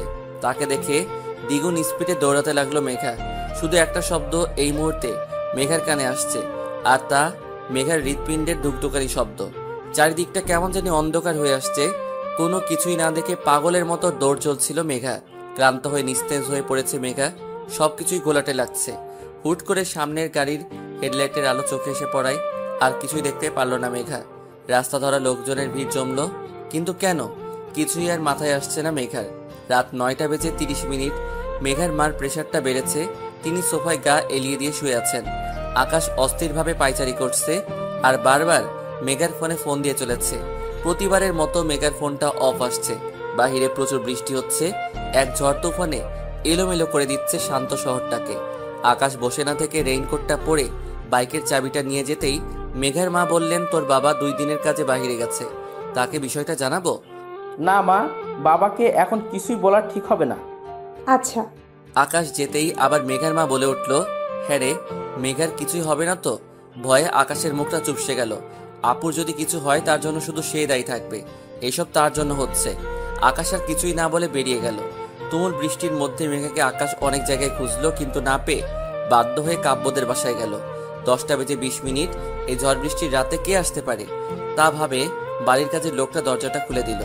চুপ সে ভিজে গেছে আকাশ। আকাশ ভিতরে এসে বলল, কাব্য ভাইয়া বাসায় আছেন? অদ্ভুতভাবে তাকিয়ে আছে কাজের লোকটি, কোনো উত্তর দিচ্ছে না সে। এবার আকাশ চেঁচিয়ে বলল, কাব্য ভাইয়া বাসায় আছে? আকাশের চিৎকার শুনে নেহা নেমে এসে অবাক হয়ে গেল, এই বৃষ্টির রাতে সে এখানে? তুমি এখানে কি করছো? কাব্য ভাইয়া কই? কেন উপরে? আকাশ নেহার হাত ধরে উপরের দিকে নিয়ে গেল। নেহাকে আর কোনো কথা বলার সুযোগ দিল না। কাব্যর রুমের সামনে এসে নেহা অনেকক্ষণ ধরে ডেকে যাচ্ছে। কাব্যর কোনো সারা শব্দ পাচ্ছে না। অনেকক্ষণ পর কাব্য উঠে এসে বলল, কি হয়েছে নেহা? চোখ ডলতে ডলতে এসে দরজা খুলে দাঁড়ালো। আকাশকে দেখে কাব্য অনেকটা হতবাক হলো, এই ছেলেটা এত রাতে এখানে কি করছে? ভাইয়া, আপনি মেঘা আপুকে দেখেছিলেন? কেন, মেঘা বাসায় ফিরেনি? না ভাইয়া, এখনো না ফোনে পাওয়া যাচ্ছে না, সব জায়গায় খুঁজেছি, কোথাও নেই। কি বলছো কি তুমি? আজ আমি অফিসে ছিলাম না, কাজে বাহিরে গেছিলাম, সেখান থেকে সোজা বাসায় আসছি। তাহলে মেঘা? হলরুমের সোফায় মাথা নিচু করে বসে আছে আকাশ, পাশে দাঁড়িয়ে আছে নেহা। কাব্য বারবার মেঘার ফোনে ফোন দিচ্ছে, কিন্তু তা বন্ধ আসছে। কিছুক্ষণ পর আকাশের ফোনে ফোন এলো, মেঘার ফোন। আকাশ তাড়াহুড়ো করে ফোনটা ধরলো আর বলল, এই আপু, তুমি কই? কখন থেকে ফোন দিচ্ছি। সরি স্যার, আমি আপনার বোন নই। তো আপনি কে? আমার বোন কই? স্যার, আপনার বোনের অ্যাক্সিডেন্ট হয়েছে, সিটি হাসপাতালে আছে। এইটুকু শুনে আকাশের হাত থেকে ফোনটা পড়ে গেল। কাব্য এসে আকাশকে ধরলো, বলল, কি হয়েছে? আপুর অ্যাক্সিডেন্ট হয়েছে? কই আছে, কোন হসপিটালে? City hospital. কাব্য দৌড়ে গাড়ির চাবিটা নিয়ে বেরিয়ে পড়লো। কিভাবে জানি সে এত দৌড়ে চলছে সে জানে না। আজকের একটা কথা কাব্যর মনে হচ্ছে, আই উইশ তোমার মুখটা আর দেখতে না হয়। বারবার নিজের বলা কথাটা কানে বাজছে কাব্যর। বৃষ্টিধারা থাকে, থামাতে পারছে না। সে জোরে জোরে ড্রাইভ করে চলেছে। সিটি হসপিটালে আসতেই সবাই অনেকটা অবাক হয়ে কাব্যর দিকে তাকিয়ে আছে। কাব্য 3/4 প্যান্ট পরে আছে, সাথে নীল টি শার্ট, পায়ে বাসায় পরা স্লিপার। কাব্য রিসেপশনে এগিয়ে যে বলল, Megha accident case sir? G. I am sorry sir. মানে? না না, আমি ইনজেকশন দিব না, আপনি বোঝার চেষ্টা করুন। আমার কাছ থেকে এটা দূরে রাখুন, দূরে রাখুন বলছি। মেঘা রাগান্বিত ভাবে নার্সকে কথাটা বলছে। মেঘার একপাশে সাদা অ্যাপ্রন পরা মেয়ে দাঁড়িয়ে অনেক বিরক্তভাবে তাকে দেখছে, আর মেঘা অনর্গল কথা বলে যাচ্ছে নার্সের সাথে। দেখুন, এই যে এই সুইটা, বুঝতে পারছেন এটা শরীরে ঢুকে গেলে কি বিশ্রী অবস্থা হবে আপনি ভাবতে পারছেন? কাব্য অবাক হয়ে এসব দেখছে। কাব্যর সাথে আসা নার্স কাব্যকে উদ্দেশ্য করে বলে উঠল, স্যার, আমার ডক্টররা ক্লান্ত, প্লিজ আপনি কিছুই করুন প্লিজ স্যার। কাব্য ঘাড় কাত করে হ্যাঁ সূচক উত্তর দিল আর নার্সটা চলে গেল। কাব্য কেবিনে ঢুকতেই মেঘা বলল, স্যার দেখুন না প্লিজ, আমার ইনজেকশনটা লাগাতে বারণ করুন প্লিজ, আমার রিকোয়েস্ট, এটা শুনছে না। মেঘা তোমার মাথায় দেখো কতটা লেগেছে, এটা তোমায় নিতে হবে, বাচ্চাদের মতো করো না। নো, আমি নিব না, একদম ক্লিয়ার। মেঘা তুমি কি বাচ্চা যে এত ছোট ইনজেকশন তোমার অনেক বড় ক্ষতি হয়ে যাবে? স্যার আপনি বুঝতে পারছেন না, এই ইনজেকশনটা যখন আমার গায়ে লাগাবে তখন কতটা ব্যথা লাগবে আমার। ওএমজি। মেঘা কিছুই হবে না, জাস্ট একটু লাগবে, একটু। না না না না না স্যার, না না, আমি লাগাবো না। এত হট্টগোলের মধ্যে কেবিনের দরজা খুলে ভিতরে ঢুকলেন ডক্টর আহাদ। তিনি কাব্যর কাঁধে হাত রাখতে কাব্য উঠে দাঁড়ালো মেঘার বেড সাইডে। তিনি বসে মুচকে এসে মেঘাকে বললেন, আপনি চকলেট পছন্দ করেন? হ্যাঁ ডক্টর, খুবই। আপনার জন্য আমার কাছে চকলেট আছে। বা পকেট থেকে আহাদ চকলেট বের করে মেঘার দিকে বাড়িয়ে দিল। মেঘা চকলেট খাচ্ছে। আহাদ হাসি মুখে মেঘাকে জিজ্ঞেস করলো, আচ্ছা আপনার নামটা তো জানাই হলো না। ও ডক্টর, আমার নাম মেঘা রহমান। আপনার? আমি ডক্টর আহাদ। আচ্ছা মিস মেঘা, আপনি কি রেসার? না তো। তাহলে আপনি রাস্তার মধ্যে দৌড় দিচ্ছিলেন কেন? যদি আমি ব্রেক না করতাম তখন আপনার কিছুই হলে তখন? আসলে ডক্টর, এই লোকটা আমার পিছু নিয়েছিল, আমি একটুতেই ঘাবড়ে যাই। আমার ছোট থেকে প্রবলেম, ভয় পেলে হুটহাট কিছুই করে বসি। আচ্ছা আপনার পিছনে কোন লোকটা পড়েছিল? আসলে ডক্টর, আপনি চিনবেন না ওকে। গল্পের মাঝে আহাদের ইশারায় নার্স ইঞ্জেকশন লাগিয়ে দিল। কিছুক্ষণের ব্যবধানে আকাশও এসে উপস্থিত। আকাশ এসে অবাক হয়ে দেখলো মেঘাকে নার্স ইঞ্জেকশন লাগাচ্ছে আর মেঘা হাসি মুখে বসে আছে। দরজা ঠেলে ভিতরে এসেই বলল, আপু তোর ব্যথা লাগলো না? ব্যথা লাগবে কেন? ইনজেকশন লাগলে তো তোমার মহা ব্যথা অনুভব হয়। তাহলে কি তাহলে তাহলে করছিস আকাশ? নার্সগুলো মুখ টিপে হাসতে হাসতে বেরিয়ে গেল। ভ্রু কুচকে বলতে লাগলো, এই কি হলো, সবাই হাসতে হাসতে বের হয়ে গেল কেন? আপু তুমি ঠিক আছো তো? ওহ কেমন, আকাশ ও মেঘা ওর খারাপ থাকার কথা না, কিন্তু ওর জন্য আর বাকি সবাই খারাপ থাকবে ওকে? দেখুন স্যার, আপনি আমায় এভাবে বলতে পারেন না। আমি তোমায় বলিনি মেঘা। কিন্তু কথাটা তো আমার জন্য ছিল স্যার। ওয়াও, তুমি বুঝতে পেরেছো তাহলে? তোমার মতো বাচ্চা কাচ্চা মানুষ আবার কথা বোঝে? আমি মোটেও বাচ্চা নই। শাট আপ মেঘা, এটা একটা হসপিটাল, ঝগড়া করার প্লেস না। কিন্তু আপনি? Shut up. কাব্যর কথায় মুখ ফুলিয়ে বসে থাকলো মেঘা। কাব্য ডক্টর আহাদের সাথে হ্যান্ডশেক করতে করতে বলল, হ্যালো ডক্টর, আমি আয়ান মাহমুদ, কাব্য চৌধুরী। হ্যালো, আমি মাসুদ রায়হান আহমেদ। ডক্টর আপনাকে মেনি মেনি থ্যাঙ্কস। আরে আপনি আমার লজ্জা দিচ্ছেন এখন মিস্টার চৌধুরী, এটা তো আমার কর্তব্য। আচ্ছা আমরা কি মেঘাকে বাসায় নিয়ে যেতে পারি? জি অবশ্যই, উনি বাসায় থাকলে তাড়াতাড়ি সুস্থ হয়ে যাবেন আর ওনার দিকে খেয়াল রাখবেন। এভাবে রাস্তাঘাটে দৌড়াদৌড়ি করলে বড় অ্যাক্সিডেন্ট হয়ে যেতে পারে। জি ডক্টর, এরপর আমরা ফুল খেয়াল রাখবো। এবার আমরা আসি। মিস্টার চৌধুরী, আমার মনে হচ্ছে আপনার একটু বেশি তাড়া আছে। যাই হোক, রিসেপশনে গিয়ে ফর্মটা পূরণ করে দিয়ে আসুন, তারপরে পেশেন্টকে নিয়ে যান। কাব্য আকাশকে উদ্দেশ্য করে বলল, তুমি ফর্মালিটিগুলো পূরণ করে আসো, আমি মেঘাকে নিয়ে বের হচ্ছি। আকাশ চলে গেল। ডক্টর মেঘার দিকে এগিয়ে এসে বলল, তো মিস মেঘা, আমাদের আর দেখা হচ্ছে না তাহলে? তা কেন ডাক্তার, আপনি আমার জীবন বাঁচিয়েছেন, আপনার সাথে তো ফ্রেন্ডশিপ করা যায়। জি আপনি চাইলে অবশ্যই করণীয় এটা। কাব্যর আহাতকে পছন্দ হচ্ছে না, তার মতো সে নিত্যন্ত গায়ে পড়া ছেলে, তার মধ্যে এই কথাগুলো আরো ভালো লাগছে না। কাব্য এগিয়ে এসে বলল, মেঘা উঠো উঠো, আমাদের যেতে হবে। মেঘা অবাক হয়ে বলল, হ্যাঁ স্যার আমি উঠছি তো। উফ, আন্টি টেনশন করছে, তুমি বুঝতে পারছো না, এখনই যেতে হবে। মেঘা ডক্টরকে আরো কিছুই বলতে যাবে, তখন কাব্য মেঘাকে থামিয়ে দিয়ে বলল, ডক্টর আপনার সাথে আমরা অন্য সময় মিট করব, এখন তো আমাদের আসতে হচ্ছে, সরি ডক্টর। মেঘা তুমি এখনো বসে, চলো চলো। কাব্য মেঘাকে নিয়ে বেরিয়ে গেল। আহাদ মেঘার যাওয়ার পানে তাকিয়ে আছে। অদ্ভুতভাবে মেয়েটা তার ভালো লেগে গেছে। কাব্য মেঘাদের ড্রয়িং রুমে সোফায় বসে, তার অদ্ভুত লাগছে। পরনে 3/4 প্যান্ট, সাথে টি শার্ট। মেঘার মা কাব্যকে বলতে লাগলো, তুমি না থাকলে কি যে হতো বাবা। মেঘা তার মাকে বাধা দিয়ে বলল, স্যার কিছুই করেননি, সব তো করেছেন ডক্টর আহাদ, উনি তো মেঘাকে। কাব্য থামিয়ে দিয়ে বলল, আন্টি আপনি টেনশন করবেন না, কাল থেকে আমার ড্রাইভার মেঘাকে ড্রপ করে নিয়ে যাবে আসবে। কাব্য, তুমি যে কথাটা শুনিয়ে কতটা শান্তি দিলে আমায়, তা বলার মতো না। দেখো কখন থেকে কথা বলে যাচ্ছি। আমি তোমার জন্য চা নিয়ে আসি। আন্টি, আপনি ব্যস্ত হবেন না, এত রাতে আর কিছুই করতে হবে না আপনাকে। আমি অন্যদিন এসে আপনার হাতের চা খেয়ে যাব। আর এখন আপনি একটু রেস্ট নিন, আমি উঠি। কাব্য চলে গেল। কাব্যর খুব বিরক্ত লাগছে। সে কোনোভাবে ডক্টর আহাদকে সহ্য করে উঠতে পারছে না। তাকে সহ্য না করার কোনো কারণও খুঁজে পাচ্ছে না। এই বিষয় নিয়ে সে বেশ চিন্তিত। তখনই, মা, তোমার কি দরকার ছিল বলো তো কাব্য স্যারকে বলার আমি তার গাড়িতে যাব? মেঘা, তুই বেশি বুঝিস না। কাব্য যা বলছে তোর ভালোর জন্য বলছে। মা, সে আমায় ভালো বোঝার কে? আকাশ আছে না, ও আমায় অফিসে দিয়ে আসবে, নিয়ে আসবে। অন্য কারো সাহায্য আমি কেন নেব? দেখ মেঘা, তুই এভাবে যেতে পারলে যা, না হয় তোর কাজ করার কোনো দরকার নেই, বাসায় থাক। মা, আমার কথা আমি বলে দিয়েছি। এখন তোর যেতে হলে যা, থাকতে হলে থাক। মাকে বোঝানো অসম্ভব। মা একবার যেটা বুঝেছেন সেটা তিনি করবেন। তাকে বলে কোনো লাভ হবে? শুধু শুধু বৃথা চেষ্টা। মেঘা বাধ্য হয়ে কাব্যর পাঠানো গাড়ি করে অফিসে আসলো। অফিসে ঢুকতে একটা গন্ডগোল হচ্ছে তা বেশ আন্দাজ করতে পারলো মেঘা। কাব্য আজ কালো কোট প্যান্ট পরেছেন, তার স্ট্রেট করা চুল, হাতে হোয়াইট চেইনের ঘড়ি। কাব্যর এইরকম মার্কা ফেসে ওর আগের আবির্ভাব বেশ পরিলক্ষিত। আরে রে, এই লোকটা বোধহয় না রেগে থাকতে পারে না। রাগ ওনার ফেভারিট মুড। কি হচ্ছে জানার জন্য এগিয়ে আসলো মেঘা। মেঘা চমকে উঠল। ওই আসিফ নামের ছেলেটি মাথা নিচু করে দাঁড়িয়ে আছে। মেঘা তো কাব্যকে কিছুই বলেনি, তাহলে তিনি কি অন্য কিছু নিয়ে কথা বলছেন ছেলেটার সাথে? এই যে মেঘা।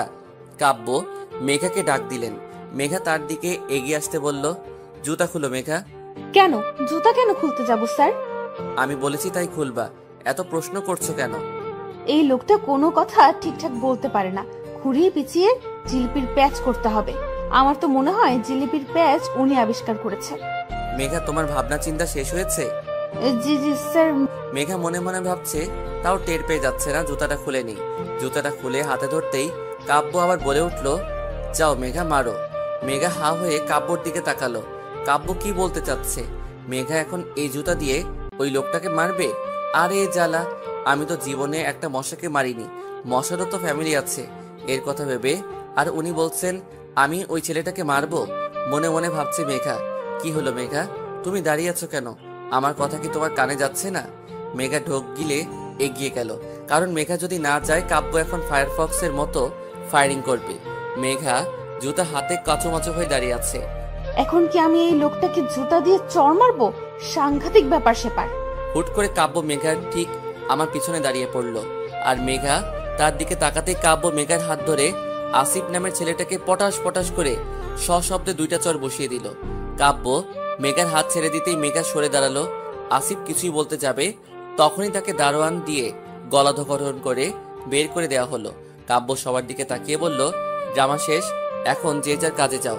কাব্য নিজের ক্যাবিনে গেল। মেঘা তার পিছু পিছুই গেল। কাব্য খুব শান্ত হয়ে বসে ল্যাপটপ টিপছে। মেঘা ভাবছে, কি মানুষ রে বাবা, কিছুক্ষণ আগে মহাভারত সিরিয়ালের মতো যুদ্ধক্ষেত্র রূপ কর্মকাণ্ড শেষ করে চুপচাপ বসে আছেন। ভাবা যায় সব। নিজের জায়গায় বসে আছে কিন্তু ঠিক শান্তি পাচ্ছে না। আসলে কিভাবে কি হলো না শুনে কিছুতেই শান্তি হচ্ছে না মেঘার। স্যার, আপনি কিভাবে বুঝলেন ওই আসিফ ছেলেটি আমার সাথে নোংরা কিছুই করতে চেয়েছে? আমি তোমার মতো বাচ্চা না মেঘা। স্যার, আমিও বাচ্চা না। আর বাচ্চা হলে কি এত বড় প্রজেক্ট হ্যান্ডেল করতে পারতাম বলুন? ও আচ্ছা, এত বড় প্রজেক্ট হ্যান্ডেল যখন করছো তখন নিজে বুঝে নাও। কি নিজে বুঝে নাও? প্লিজ স্যার, আপনি বলুন না কিভাবে বুঝলেন? মিস মেঘা রহমান, আমি তোমার মতো কাঁচা মাথা নিয়ে বিজনেস করি না। তুমি হয়তো জানো না বা চোখ খুলে চলাফেরা করো না, তাহলে আমার অফিসের সামনে লাগানো সিসি ক্যামেরাটা দেখতে পেতে। ও, আমি তো দেখিনি। প্রয়োজনের জিনিস তোমার চোখে পড়বে না, কিন্তু অপ্রয়োজনের জিনিস ঠিকই চোখে পড়বে। আসিফ না আসিফ, ও তো অনেকদিন ধরে কাজ করে আসছে স্যার। তাহলে ওর কেন মনে নেই? আসলে অপরাধী যখন অপরাধ করে তখন কোনো না কোনো ভুল অবশ্যই করে, যা আসিফকে দেখলে স্পষ্ট বোঝা যায়। ইস, ডক্টর আহাদ আমায় না বাঁচালে আজ আমার খবর দৈনিক সমাচারে বড় বড় হেডলাইনে লেখা হতো। কত ভালো মানুষ তিনি। মেঘার কথায় কাব্য তেলে বেগুনে জ্বলে উঠছে, কিন্তু প্রকাশ্যে কিছুই না বলে ধমক দিয়ে থামিয়ে দিল মেঘাকে। মেঘা কাজ করছে, হুট করে তার ফোনটা বেজে উঠল। সে ফোনটা রিসিভ করে অপরপক্ষ কি যে বলল তা শুনে সে উত্তর দিল, আমি আসছি। মেঘা কাব্যর দিকে তাকাতেই দেখল তার ফোন কলে সে চরম বিরক্ত। মেঘা কাব্যর দিকে তাকিয়ে হাসার চেষ্টা করলো আর বলল, স্যার আমি একটু ক্যান্টিন থেকে আসছি। ক্যাফেটেরিয়াতে মেঘা আর ডক্টর আহাদ পাশাপাশি বসে আছে। বেশ হাসি উজ্জ্বল চেহারা ডক্টর আহাদের। তো মিস মেঘা, আপনি এখন কেমন আছেন? আমি তো ভালো আছি। আপনি হুট করে আমার অফিসে? এদিক দিয়ে যাচ্ছিলাম তো ভাবলাম একবার আপনার খোঁজ নিয়ে যাই। ও আচ্ছা। তো কি চলছে, সব ঠিকঠাক তো? ডক্টর আহাদের কথায় পিছন থেকে কাব্য উত্তর দিল, আরে ডক্টর আপনি? কাব্য মেঘার কাছে এসে কাব্য একটা চেয়ার টেনে মেঘার সাইডে বসলো। কাব্যকে এখানে অনাকাঙ্ক্ষিতভাবে দেখে মেঘা আহাদ দুজনে অনেকটা শক, কিন্তু কাব্য খুবই নর্মাল বিহেভ করছে। মিস্টার চৌধুরী, আপনি এখানে? আরে ডক্টর, মেঘা আপনাকে বলেনি আমি ওর বস? আসলে আমি সেটা বলিনি, বলছি আপনি হুট করে ক্যান্টিনে? ওহ ডক্টর, এটা লাঞ্চ টাইম, সেই জন্য আসলাম। প্রচন্ড রকম ক্ষুধা লেগেছে, আমরা কিছু অর্ডার করি? স্যার আমার জন্য চকলেট কেক অবশ্য করবেন। ওকে মেঘা। ডক্টর আহাদ আপনার জন্য স্পেশাল কিছু? ডক্টর আহাদের অনেক বিরক্ত লাগছে। তিনি মেঘার আর তার মাঝে তৃতীয় ব্যক্তিকে এই মুহূর্তে পছন্দ করছেন না, কিন্তু মিস্টার চৌধুরী যে কোথা থেকে উড়ে এসে জুড়ে বসলেন তা নিয়ে বেশ চিন্তিত দেখা যাচ্ছে তাকে। মেঘা কেকটা কেমন? কাব্যর কথায় ডক্টর আহাদ ড্যাব ড্যাব চোখে মেঘার দিকে তাকালো। মেঘার তেমন ভাবান্তর হলো না, সে বেশ খেতে খেতে উত্তর দিল, অনেক tasty sir, let me taste. Kavya মেঘার কেকটা থেকে এক বাইট নিতেই ডক্টর আহাদ অনেকটা হতবাক হয়ে গেল। এসব কি করছেন মিস্টার চৌধুরী? তিনি কি বোঝাতে চাচ্ছেন আমায়? না মেঘার ব্যাপারটা নিয়ে ফার্স্ট ভাবতে হবে দেখছি। মিস্টার আহাদ কিছুই বলছে না। কাব্য মেঘার সাথে অহেতুক কথা বলছে, যারা কোনো মানে কাব্য নিজে খুঁজে পাচ্ছে না। খাবার শেষ করে কাব্য আবার মেঘাকে বলল, মেঘা চলো, আমাদের এখন মিটিংয়ে যেতে হবে। স্যার আমার আবার কিসের মিটিং? আরে মেঘা, তুমি বারবার ভুলে যাও, এটা কি হয় নাকি? চলো ফার্স্ট। মেঘা কাব্যর কথার কিছুই বুঝছে না। সে ডক্টর আহাদকে বলল, সরি মিস্টার আহাদ, আজ আমি একটু ব্যস্ত, আমরা অন্য কোনো একদিন দেখা করে নিই। ওকে মেঘা, কোনো সমস্যা নেই। কাব্য মেঘাকে নিজের সাথে করে নিয়ে গেল। ব্যাপারটা মিস্টার আহাদের তেমন সুবিধার ঠেকল না। তিনি সন্দেহ দৃষ্টিতে বারবার কাব্যর দিকে তাকাচ্ছেন। আহাদ গম্ভীরভাবে কিছুই ভাবতে বসে গেল। কাব্য ড্রাইভ করছে, তার পাশের সিটে মেঘা বসে আছে। মেঘার কৌতূহলের দৃষ্টি নিয়ে কাব্যর দিকে তাকিয়ে আছে। স্যার আপনার কি হয়েছে বলুন তো? কই কিছুই না তো। কিছু তো হয়েছে স্যার। আপনি ডক্টর আহাদের সামনে এটা দেখানোর চেষ্টা করলেন কেন যে আপনি আর আমি এত ক্লোজ? আরে মেঘা, আমাদের কোম্পানির একটা রিপিটেশন আছে না? এইভাবেই সবাই যদি ভাবে আমাদের কোম্পানির এমপ্লয়ীদের সাথে খারাপ ব্যবহার করি, তাহলে মার্কেটে আমাদের বদনাম হবে। কিন্তু স্যার আপনি আমায় মিটিংয়ে কেন নিয়ে যাচ্ছেন? আমার তো কোনো কাজ নেই। চুপ করে বসে থাকো মেঘা, এত কথা বলো না, আমার ড্রাইভ করতে প্রবলেম হচ্ছে। মেঘা চুপ করে গেল, কিন্তু কাব্য নিজে বুঝতে পারছে না সে কেন বা এমন বিহেভিয়ার করছে। কি হয়েছে? তার রেস্টুরেন্টে বসে আছে কাব্য, মেঘা, আর তাদের সামনে বসে আছেন তাদের ক্লায়েন্ট মিস্টার তাসকিন শরীফ। কাব্য আর মিস্টার শরীফ তাদের মিটিংয়ের বিভিন্ন প্রয়োজনীয় কথাবার্তা বলছে। মেঘা মনোযোগ দিয়ে তা শুনছে। যদিও তার ইচ্ছে করছে এখান থেকে দৌড়ে পালাতে, কিন্তু তার হচ্ছে কই। 3টায় মিটিং শেষ হলো। মিস্টার শরীফ মেঘার সাথে হ্যান্ডশেক করার জন্য তার দিকে হাত বাড়িয়ে দিল। মেঘা তো হাসি মুখে হাত মিলাতে যাবে, তখন কাব্য ঠ্যাস করে হাত মিলিয়ে নিয়ে বলল, আপনার সাথে কাজ করে আমাদের নিশ্চয়ই অনেক ভালো লাগবে। এখন তাহলে আসি মিস্টার শরীফ, চলো মেঘা চলো। কাব্যর এমন অদ্ভুত বিহেভিয়ার মিস্টার শরীফ আর মেঘা দুজনেই হতবাক। কি হয়েছে তা জানতে হবে মেঘার। রোড সাইডে গাড়ি দাঁড় করিয়ে মেঘা চুরিওয়ালার কাছ থেকে চুরি কিনছে আর এক এক টাকার জন্য দাম কষাকষি করছে। কাব্য গাড়িতে হেলান দিয়ে 2 হাত পকেটে রেখে দেখে চলেছে মেঘাকে। মেঘা ছাড়া আর কোনো কিছুই তার চোখে পড়ছে না। মেঘার চুলগুলো হালকা বাতাসে উঠছে, কোমরে হাত দিয়ে সে দোকানের সাথে দাম কষাকষি করছে। কাব্য ভাবতে লাগলো, প্রথম দিন তোমার ভয়েস শুনে তোমার প্রতি মুগ্ধ হয়ে গেছিলাম। আমি তখন ভেবেছিলাম এমন ভয়েস আর কারো হতে পারে না, কারো না। তোমায় যেদিন দেখতে গেলাম, বিশ্বাস করো তোমার প্রতি আকর্ষণটা আরো বেড়ে গেছিল। তোমায় গাঢ় নীল রঙের শাড়িতে দেখে তোমার কাছের চুড়িগুলো ঝনঝন শব্দ করে বড্ড জ্বালাচ্ছিল আমায়। কিন্তু নিয়তি হয়তো আমাদের নিয়ে অন্য কিছুই লিখেছিল, তাই তো তুমি আমার হলে না। হয়ে গেল তোমার সাথে আমার এক মহাযুদ্ধ কাহিনী। সেদিন তোমার মুখে ওই হাড়ের ডক্টর আহাদের নামে এত গল্প শুনে আমার ইচ্ছা করছিল হাড় ডাক্তারকে খুন করি। পরে বুঝলাম আমি তার প্রতি জেলাস, আর আসিফকে আমার খুন করতে ইচ্ছে হয়েছিল। ওর এত সাহস তোমার দিকে চোখ তুলে তাকায়। এইসব থেকে হিসাব করে বুঝলাম আমি তোমায় ভালোবাসি। কি আই লাভ ইউ মেঘা। কাব্য হাসি নিয়ে মেঘার দিকে তাকিয়ে হতাশ হয়ে গেল। এই বাচ্চাকে এখন কিভাবে বোঝাবে সে? 1 ডজন চুরির জন্য কিভাবে ঝগড়া করছে। আল্লাহ, এই পিচিটাকে আমার ভালোবাসতে হলো। কাব্য মেঘার কাছে এগিয়ে গিয়ে চুড়িওয়ালার পুরা ঝুড়িটা তুলে মেঘার হাতে দিল। চুরির দামের দ্বিগুণ টাকা চুড়িওয়ালাকে দিল। খুশিতে গদগদ হয়ে চুড়িওয়ালা চলে গেল। মেঘার ড্যাব ড্যাব চোখে কাব্যর দিকে তাকিয়ে আছে। তখনই, স্যার এতগুলো চুরির আমি কি করব? রাখতে হলে রাখো, না হয় ফেলে দাও। স্যার আপনি কি পাগল নাকি? এতগুলো টাকা দিয়ে কিনে ফেলে দিব? তাহলে রাখো নিজের কাছে। স্যার আপনি আমায় এত চুরি কিনে দিচ্ছেনই বা কেন? তুমি না আমার কাছে 20 টাকা পাও? পাই তো। কেন স্যার, ওই টাকা তো কি এখন আমায় দেবেন? না, এখন তুমি আমায় চুরির টাকা দিবা মিস মেঘা। কি? আমি কি আপনার কাছে 3000 টাকার চুরি কিনে চেয়েছি? আমি আপনার চুরি নিবই না, বুঝলেন? নামো। কাব্য গাড়ি থামিয়ে মেঘাকে নামতে বলল। মেঘা অবাক হয়ে কাব্যর দিকে তাকালো আর বলল, কেন? চুরি ঝুড়িটা নাও আর নামো গাড়ি থেকে। মেঘা অবাক হয়ে ঝুড়িটা নিয়ে নামলো আর কাব্যর দিকে হা করে তাকিয়ে আছে।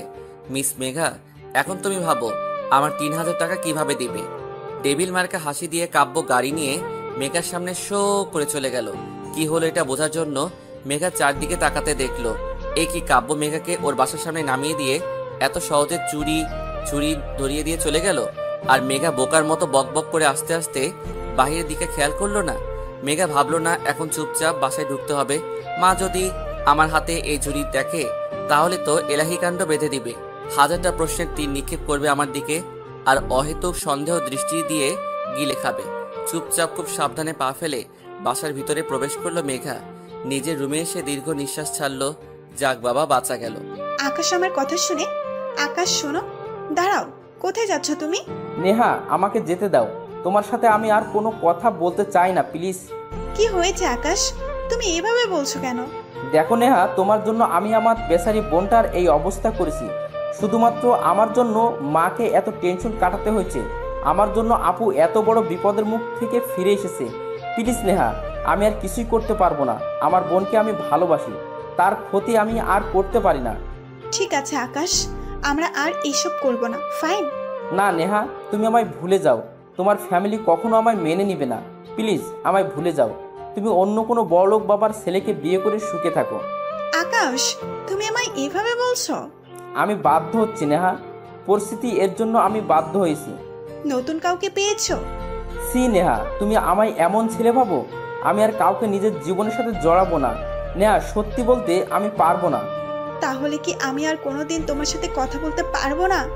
না, আজ থেকে তুমি আমার সাথে যোগাযোগ করার চেষ্টা করো না। ভালো থেকো। আকাশ চলে যাচ্ছে। নেহা আকাশের যাওয়ার পানে তাকিয়ে আছে। আকাশ একবারও ফিরে নেহার দিকে তাকাচ্ছে না। নিজের চোখের পানি লুকাতে সে নেহার দিকে ফিরে তাকাচ্ছে না। নেহা অঝরে কান্না করছে। তার কান্নার বাদ মানছে না। চিৎকার করে কান্না করতে পারলে আজ একটু শান্তি পেত সে। কাব্য গুনগুন করে গান গাচ্ছে আর পকেটে হাত দিয়ে নেহার রুমের দিকে যাচ্ছে। প্রেমে পড়েছি আমি, প্রেমে পড়েছি, প্রথম দেখাতে তার প্রেমে পড়েছি। কাব্য গান গাচ্ছে, নেহা মুখ ফুলিয়ে বসে আছে। নেহা বিরক্ত নিয়ে বলল, এই ভাইয়া, কি শুরু করলি তুই? এই তো সমস্যা কি? সমস্যা আমার না, তোর। আমার সমস্যা থাকলে এত সুন্দর গান গাইতাম বল? তোর সমস্যা, তুই নিয়ে ভাগ এখান থেকে, আমার মুড অফ। বোন শোন না, প্রেমে পড়েছি, আমি প্রেমে পড়েছি। অনেক সুন্দর গান ভাইয়া, এখন যা। এই তুই কি বুঝছিস না আমার অবস্থা? শুনতে পাচ্ছিস না তুই? কি শুনবো? মনের কথা। কই গিয়ে শুনবো? দুয়ারে গিয়ে শোন। হ্যাঁ, খেয়ে দিয়ে কাজ নেই, এই রাতের বেলা আমি মানুষের মার খেতে যাই। মায়ের কেন খাবি? এখন মানুষের দুয়ারে গিয়ে নক করলে আমায় মার না দিয়ে কি দুধ ভাত দেবে? কাব্য নেহার মাথার পিছনে মেরে বলল, ওরে গাধির আম্মা, আমি তোকে আমার মনের কথা শুনতে বলেছি। আমার মনের দুয়ারে গিয়ে ডাফার। আচ্ছা, উফ, চিৎকার করছিস কেন? তোর মতো গাধির আম্মার কাছে আমি কথা শেয়ার করতে আসছি, যা বলবোই না। আরে ভাই ভাই, রাগ করিস না, প্লিজ বল, প্লিজ। আমি না। কি? ইস কি লজ্জা, কি লজ্জা। ভাই, নতুন বইয়ের মতো লজ্জা পাস কেন বলতো তুই? আমি না মেঘাকে ভালোবেসে ফেলেছি। কি? সত্যি সত্যি ভাইয়া? কি হলো, তুই এত খুশিতে লাফাচ্ছিস কেন? আরে ভাই, খুশিতে খুশিতে মেঘলা ভাবি আমার ভাবতে। এত খুশি হওয়ার কিছুই নেই। এখনো মেঘা জানে না আমি ওকে ভালোবাসি। আরে ভাইয়া, নো টেনশন, ভাবি পটে যাবে তো। সত্যি তো? সত্যি। 1000 में मेरा बहना है, হয়েছে, পাম না দিয়ে যাও, ফুটো। কাব্য আবার গান গাইতে গাইতে চলে গেল। প্রেমে পড়েছি আমি, প্রেমে পড়েছি, প্রথম দেখাতে তার প্রেমে পড়েছি, প্রেমে পড়েছি আমি, প্রেমে পড়েছি, প্রেমে পড়েছি, সে যে রূপে অপরূপা অনন্যা, পৃথিবীতে নাই তার কোনো তুলনা, প্রেমে পড়েছি আমি, প্রেমে পড়েছি। কাব্য যেতেই নেহা খুশিতে আকাশকে ফোন দিল। আকাশ ফোন তুলে বলল, আমি তোমায় মানা করছি না নেহা, আমায় ফোন দিতে প্লিজ। আমি তোমার কোনো কথা শুনতে চাই না, প্লিজ আমায় ছেড়ে দাও প্লিজ। নেহাকে কিছুই বলার সুযোগ না দিয়ে আকাশ ফোনটা কেটে দিল। শালা, তোকে কাল ভার্সিটিতে দেখাচ্ছি। নেহার আগে ফোনটা রেখে ঘুমাতে চলে গেল। ঘড়ির কাঁটায় 12টা বেজে 10 মিনিট। বালিশের নিচে থাকা ফোনটা চিৎকার করে বেজে উঠছে। দুইটা জিনিস মানুষের শান্তি হারাম করতে পারে। এক, মাঝরাতে কারো আগমন, আর দুই, এই মাঝরাতের ফোন। মেঘা চোখ ডলতে ডলতে ফোনটা তুলল। অপর পাশ থেকে একজন প্রায় চিৎকার করে বলল, এত টাইম লাগে কেন ফোন ধরতে? ও, তুমি কি ঘুমাচ্ছিলে? মেজাজটা 99 সেলসিয়াস মাত্রায় বেড়ে গেল মেঘার। কি বলে, রাত 12টায় ফোন দিয়ে বলে ঘুমাচ্ছ? বিরক্ত মাখা কণ্ঠে বলল, না তো, আমি তো ডান্স করছিলাম। এত রাতে তুমি ডান্স কেন করছো মেঘা? আমার ইচ্ছা, আপনার কি? আপনি কে? আমি কে? মেঘা, মাথাটা গরম করো না তো। আপনার মাথা গরম হলে আমার কি? মেঘা, বাড়াবাড়ি হচ্ছে কিন্তু। আমি বাড়াবাড়ি করছি, তাতে আপনার কি? মেঘা, এর ফল কিন্তু তোমাকে ভোগ করতে হবে। আমায় ফল ভুগতে হবে, তাতে আপনার কি? মেঘা, আমি রেগে গেলে কিন্তু যা ইচ্ছা তাই করব। আপনি যা ইচ্ছা হয় তাই করুন, তাতে আমার কি? ঠিক আছে, ওয়েট অ্যান্ড ওয়াচ বলে কাব্য ফোনটা কেটে দিল। মেঘা আবার ঘুমে তলিয়ে গেল। 1 মিনিট লাগে না তার ঘুমাতে, একদম ঘুম পড়ি। তারপরে ঘুমের মধ্যে অনেকক্ষণ থেকে বুঝতে পারছে মেঘা কিছু একটা ওকে স্পর্শ করছে, কিন্তু চোখ খুলে দেখার সময় কই। মেঘারও তো ঘুমে ব্যস্ত, মহাব্যস্ত। স্পষ্ট কারো ঠোঁটের ছোঁয়া নিজের কপালে অনুভব করলো মেঘা। তার ছোঁয়ায় পুরো শরীরটা হিম ঠান্ডা হয়ে গেল। মুহূর্তেই মেঘার ঘুম ছুটে পালালো। দেখলো এক ছায়ামূর্তি ঠিক ওর পাশে বসে আছে। ছায়ামূর্তি বললে ভুল হবে, ছায়া মানব ওর দিকে এগিয়ে আসছে। মেঘা জোরে চিৎকার দিতে যাবে, তখনই খপ করে মেঘার মুখে হাত দিয়ে চেপে ধরলো। নাইট লাইটের আলোয় মানুষটার মুখ দেখে দ্বিগুণ ভোল্টেজে শক খেলো মেঘা। এমা, এ তো কাব্য স্যার। এত রাতে আমার বাসায় কি করছেন? কেউ দেখলে কি ভাববে আমায়?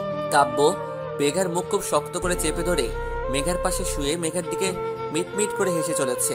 কাব্য মেঘাকে ছেড়ে দিতেই, স্যার, আপনি এখানে কি করছেন?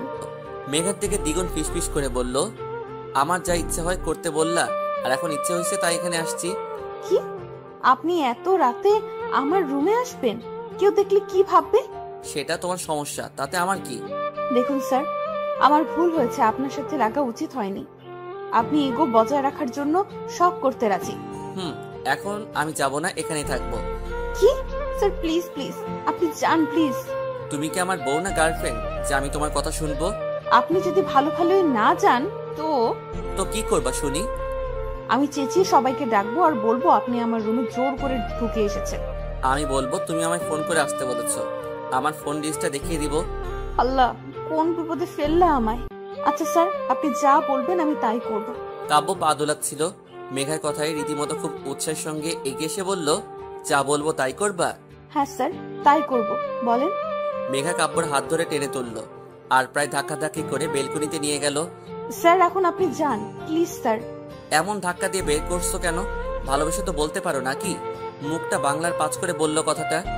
স্যার, আপনি প্লিজ যান তো। কাব্য মেঘার দিকে কিছুক্ষণ তাকিয়ে থেকে মেঘার দিকে এগিয়ে আসলো।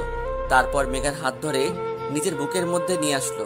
কাব্যর বিহেভিয়ারে মেঘা অনেকটা শক, কিছুই বলার ভাষা খুঁজে পাচ্ছে না। কাব্য আস্তে আস্তে নিজের গালের সাথে মেঘার গাল ছোঁয়ালো। মেঘার কানের কাছে মুখ নিয়ে ফিসফিস করে বলল, কালো নীল শাড়ি আর হাত ভর্তি কাচের চুড়ি পরে আমার সামনে দাঁড়াবা, আর এটাই তোমার শাস্তি। কাব্য লক্ষ্য করলো মেঘা চুপটি করে দাঁড়িয়ে আছে। মেঘাকে ছেড়ে দিয়ে কাব্য ডেভিল টাইপের হাসি দিয়ে যেখান থেকে এসেছিল সেখান দিয়ে চলে গেল। মেঘা ঘরে এসে হাঁপ ছেড়ে বাঁচল। না, কাল শনি আছে কপালে, এটা ভেবে আবার গভীর ঘুমে আচ্ছন্ন হয়ে গেল মেঘা। আজ মেঘা গাঢ় নীল রঙের শাড়িটা পরে নিল। কাব্যর কথা অনুযায়ী হাতে নীল কাচের চুড়ি পরে নিল। অদ্ভুত হলেও সত্যি, প্রথমবার মেঘার কোনো ছেলের জন্য সাজতে ভালো লাগছে। কিছুই অবাধ্য অনুভূতি বেপরোয়া হয়ে উঠেছে। হালকা হাসি ঠোঁটের কোণে লেগে আছে মেঘার। হয়ে নিচে আসতেই আকাশ বলল, কুসকুস হতা হ্যাঁ। কি ব্যাপার? কিছুই না, তোমার কি ব্যাপার? আমার আবার কি ব্যাপার হবে? উপন্যাসের হিরোইন সেজে কোথায় পাড়ি জমাচ্ছ? কোথাও না, বাজে কথা বলা বন্ধ করো, অশিক্ষিত। আরে আমি। চুপ কর। 2-4টা ধমক দিয়ে বাসা থেকে বের হলো মেঘা। অফিসে আসতে একটু লেট হয়ে গেল, ট্রাফিক জ্যামের জন্য লেট হয়েছে। অফিসে ঢুকতে কলিগ রিয়ান হাঁ করে তাকিয়ে আছে মেঘার দিকে। মেঘা তার সামনে গিয়ে তুড়ি মেরে বলল, কি হলো? তিনি বুকে হাত দিয়ে বলল, হাই, ঘায়ল করে দিচ্ছ তুমি আমায়, এইখানটাতে চিনচিন ব্যথা করছে তো। ও আচ্ছা, তাহলে আজকে ডাক্তারের কাছে যান। মেঘা কাব্যর কেবিনে ঢুকে দেখলো কাব্য রাগে প্রদীপের মতো জ্বলজ্বল করছে। মেঘা ভাবছে, এখন আমি আবার কি করলাম? এই লোকটা না আশ্চর্যজনক। ধ্যাত, যা করে করুক, ভালো ভালোই 2 দিন কেটে গেলে বাঁচি। ইজি চেয়ারে গা এলিয়ে দিয়ে বসলো মেঘা। কাব্য রেগে গেলেও কিছুই বলছে না, অদ্ভুত নিজের মতো কাজ করে চলেছে। মেঘার আর কি, ও ওর কাজগুলো করে নিলে বাঁচে। ভার্সিটির বটতলায় আকাশ বসে আড্ডা দিচ্ছিল। নেহা আসতেই সে উঠে চলে যেতে লাগলো। নেহা পথ আগলে ধরলো। আকাশ, আমার কথাটা শোনো প্লিজ। না নেহা, আমি তোমার কোনো কথা শুনতে চাই না প্লিজ। আকাশ, ভাইয়া মেঘা আপুকে ভালোবাসে। তাতে কি, আমার বোন তো বাসে না। মানে আপু যাতে ভাইয়ার প্রেমে পড়ে, তা তো তোমাকেই প্ল্যান করতে হবে। প্লিজ নেহা, আমি কিছুই পারবো না, প্লিজ তুমি আমার পিছু ছেড়ে দাও প্লিজ। আকাশের কথা না বাড়িয়ে চলে গেল। নেহা দাঁড়িয়ে থেকে আকাশের যাওয়ার পানে তাকিয়ে আছে। আজ এই আকাশটাকে চিনতে নেহার বড্ড কষ্ট হচ্ছে। কাজের মাঝে মনে হয় মেঘার বাধাস্বরূপ। মেঘার বেহায় ফোনটা ভ্যা ভ্যা করে উঠল। কাব্য মেঘার দিকে ভ্রু কুচকে তাকালো, আর একবার ফোনের স্ক্রিনের দিকে তাকাতেই মেঘা ফোনটা হাতে নিয়ে বলল, কে? আরে মেঘা, আমি আহাদ বলছি। ও ডাক্তার, আপনি? হ্যাঁ বলুন। মেঘা, এখন একটু তোমার সময় হবে? কেন বলুন তো ডক্টর? আমার তোমার সাথে খুব প্রয়োজনীয় কথা ছিল। খুব প্রয়োজনীয় কি? হ্যাঁ মেঘা, খুব। আচ্ছা, আপনি কোথায় এখন? তোমার অফিস ক্যান্টিনে আছি। আচ্ছা, আমি আসছি, জাস্ট 5 মিনিট। মেঘা ফোন রাখে আর চোখে দেখলো কাব্য খুব মনোযোগ সহকারে এখন নিজের কাজে ব্যস্ত হয়ে পড়েছে। মেঘা ফোনটা নিয়ে কিছুক্ষণ ভাবলো, তারপর কেবিন থেকে বেরিয়ে ক্যান্টিনের উদ্দেশ্যে গেল। মেঘা আহাদের সামনে আসতেই আহাদ হা হয়ে তাকিয়ে আছে। মেঘা আজ এত সুন্দর লাগছে যে কেউ দেখলে প্রেমে পড়ে যাবে। বাঙালি মেয়েরা যত আধুনিক পোশাক আশাক পরুক না কেন, নারীকে তো সবসময় শাড়িতে অপরূপা অনন্যা লাগে। মেঘা আহাদের সামনের চেয়ারে বসে পড়ল। বলুন ডক্টর, আমায় কেন ডেকেছেন? কিছু না। কিছুই না মানে? ফোনে বললেন আপনার অনেক প্রয়োজনীয় কথা আছে, এখনই বলতে হবে আপনাকে। তাই তো আমি কাজ ফেলে আপনার কাছে আসলাম। আমার জন্য এসো। হ্যাঁ, আপনার জন্য। মেঘা, তোমায় আজ অনেক সুন্দর লাগছে, যা বর্ণনা করার ভাষা পাচ্ছি না। ধন্যবাদ ডক্টর। আসলে মেঘা, আমার না একটা সমস্যা হচ্ছে। তোমার সাথে দেখা হওয়ার পর থেকে সমস্যাটা হচ্ছে আমার। কি ধরনের সমস্যা বলুন তো? তোমাকে দেখলে আমার বুকের মধ্যে প্রচন্ডভাবে ব্যথা অনুভব করি। মেঘা আহাদকে কিছুই বলতে যাবে, তখন কোথা থেকে কাব্য এসে মেঘার হাত ধরে হির হির করে টেনে নিয়ে যাচ্ছে। ডক্টর আহাদ ব্যাপারটা বুঝতে পারছেন না। মেঘা শুধু বলছে, স্যার ছাড়ুন, আমার হাতে লাগছে, প্লিজ ছাড়ুন স্যার। কাব্য মেঘার কোনো কথা না শুনে মেঘাকে টেনে গাড়িতে তুলল। তারপর সোজা নিজের বাসায় নিজের রুমে এনে মেঘাকে বিছানায় ছুঁড়ে ফেলে দিল। কাব্যর ঘরে থাকা জলপরি শোপিসটা ফ্লোরে আছড়ে ফেলে দিল। মুহূর্তে বিকট শব্দে টুকরো টুকরো হয়ে ভেঙে গেল শোপিসটা। কাব্য মেঘার বাহুতে হাত দিয়ে টেনে তুলল। এত শক্ত করে ধরছে, বোধহয় তার উদ্দেশ্য হাড়গুলো গুঁড়া পাউডার করা। আর বলল, এই মেয়ে, তোমার কত ছেলে লাগে বলো বলো? অফিসে ওই রিয়ানের সাথে গায়ে পড়ে হেসে কথা বলছিলে, তারপর ওই হাড়ের ডক্টর আহাদের সাথে। ছি! স্যার ছাড়ুন আমায়, আমার যার সাথে ইচ্ছা আমি তার সাথে কথা বলবো, আপনার কি? আমার কি? কাব্য মেঘাকে ছেড়ে দিয়ে নিজের চুলগুলো শক্ত করে ধরলো, পাগলের মতো এদিক ওদিক করছে। আমার কি? ওকে মেঘা, তুমি দেখো আমার কি, বলে কাব্য চলে গেল। দরজাটা পিছন থেকে লক করে দিয়ে গেল। মেঘা দরজা খটখট করছে আর বলছে, স্যার দরজা খুলুন প্লিজ স্যার। তখনই অনেকক্ষণ থেকে একটা বদ্ধ রুমে বসে আছে মেঘা। মেঘাকে কেন এভাবে তুলে আনলো সেটা একমাত্র কাব্যই জানে। কি চলছে ওর মাথায় তাও বোঝা অনেক মুশকিল মেঘার। মেঘা ভাবছে, আমায় এমনভাবে তুলে আনলো, জানি আমি তার বাপদাদা রেখে যাওয়া সম্পত্তি। ওনার ব্যবহার অনেক অদ্ভুত ঠেকছে, কিসের জন্য তা বোঝা মুশকিল, নেহি নামুনকিন। হ্যাঁ, এখন আমি কি করি? আমার ফোনটা তো ক্যাফেটেরিয়ায় ফেলে এসেছি। ইস, কাজের সময় কোনো কিছুই আমি হাতের কাছে পাই না। এখন ইচ্ছে করছে বেলকনি থেকে লাফিয়ে পড়ি। লাফিয়ে পড়ার পর আমার ঠিক কতটা ব্যথা লাগবে তা যদি আগে থেকে জানতে পারতাম তাহলে লাফ দিয়ে দেখা যেত। হাজারো চিন্তা ভাবনা নিয়ে অস্থিরতার সময় কাটছে মেঘার। পাক্কা 2 ঘন্টা পর দরজা খোলার শব্দ পেয়ে প্রায় দৌড়ে দরজার কাছে গিয়ে দাঁড়াতেই মেঘা অবাক হয়ে থমকে দাঁড়ালো। মেঘার সামনে মেঘার মা দাঁড়িয়ে আছে। মেঘার মা এসে হাসি মুখে মেঘাকে জড়িয়ে ধরল। মেঘা কিছুই বুঝতে পারছে না এখানে ওকে জোর করে তুলে নিয়ে আসা হয়েছে, আর ওর মা খুশি হয়ে রীতিমতো দাঁত কেলিয়ে হাসছে। কি এমন হলো? মেঘার মা আসার সাথে সাথে কাজের লোকটা এসে ঘরটা পরিষ্কার করে দিয়ে গেল। মেঘার মা ওকে বলল, ছি ছি মেঘা, তুই এই শোপিসটা ভেঙে ফেলেছিস। সবাই দেখলে কি ভাববে বলতো? কি বলছে কি মা? আমি ভেঙেছি? আমার কি মাথা খারাপ? অন্য রুমের জিনিস ভাঙতে যাব? মেঘা ওর মাকে কিছুই বলতে যাবে, ওর মা মেঘাকে থামিয়ে দিয়ে নিজে বলল, আজ তোকে অনেক মিষ্টি লাগছে। আসলে মন থেকে এই দিনটা দেখার জন্য অনেক আশা করেছিলাম। প্রতিটা মায়েরই স্বপ্নটা মনের মধ্যে লালন পালন করে আজ সত্যি আমার গর্ব হচ্ছে। তুই আমাদের মতামতকে সম্মান করেছিস। ধুর, কি করেছি আমি সেটাই তো আমায় কেউ বলো। আমি তো কোনো কথা বলতে দিচ্ছ না। আমি মনে মনে বকবক করে যাচ্ছি আর মা আমার সাথে বকবক করছে। কিছুক্ষণ পর ওদের রুমে একজন মধ্যবয়স্ক লোক এসে ঢুকলো। তিনি মেঘাদের ঠিক পাশে বসে কিসব বলতে শুরু করলেন।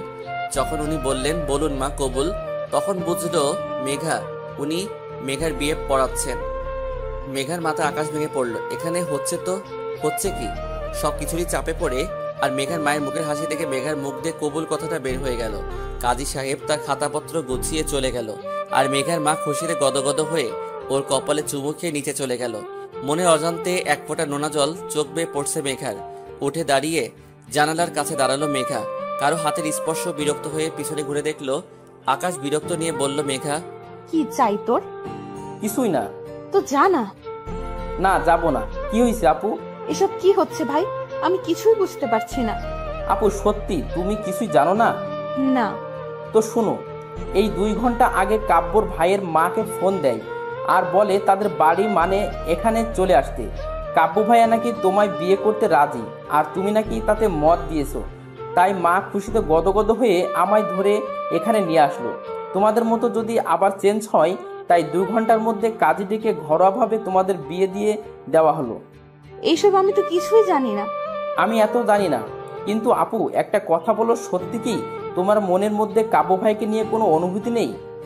আকাশের কথায় মেঘা চুপ হয়ে গেল। ঘুরে তাকালো বাহিরের আকাশটার দিকে। সত্যি কি নেই কোনো অনুভূতি? যদি নাই থাকতো তাহলে উনি এত কাছে আসলে আমার অনুভূতিগুলো বেপরোয়া হয়ে উঠে কেন? আর আজ তার জন্য এত সাজ আমি কেন করছি? শুধুমাত্র তার শাস্তি থেকে মুক্তি পাবো বলে নাকি? আমি তাকে ভালোবেসে ফেলেছি। ইস, আমি মাথায় হাত দিয়ে ভাবতে লাগলাম কত বড় ডাফার আমি।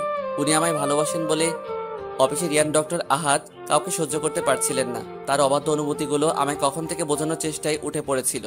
ভালোবাসে সে, ভালোবাসে। আমি মুচকি হাসলাম নিজের অজান্তেই। ঠোঁটের কোণে হাসি চলে আসলো। এসব ভাবছে মেঘা। আর মা কোথায়? নিচে চল। মেঘা আর আকাশ 2 ভাই বোন নিচে গেল। সেখানে মেঘার মা আর কাব্যর মা বসে গল্প করছে। পাশের সোফায় কাব্য বসে ফোনে কি জানি ঘাটাঘাটি করছে।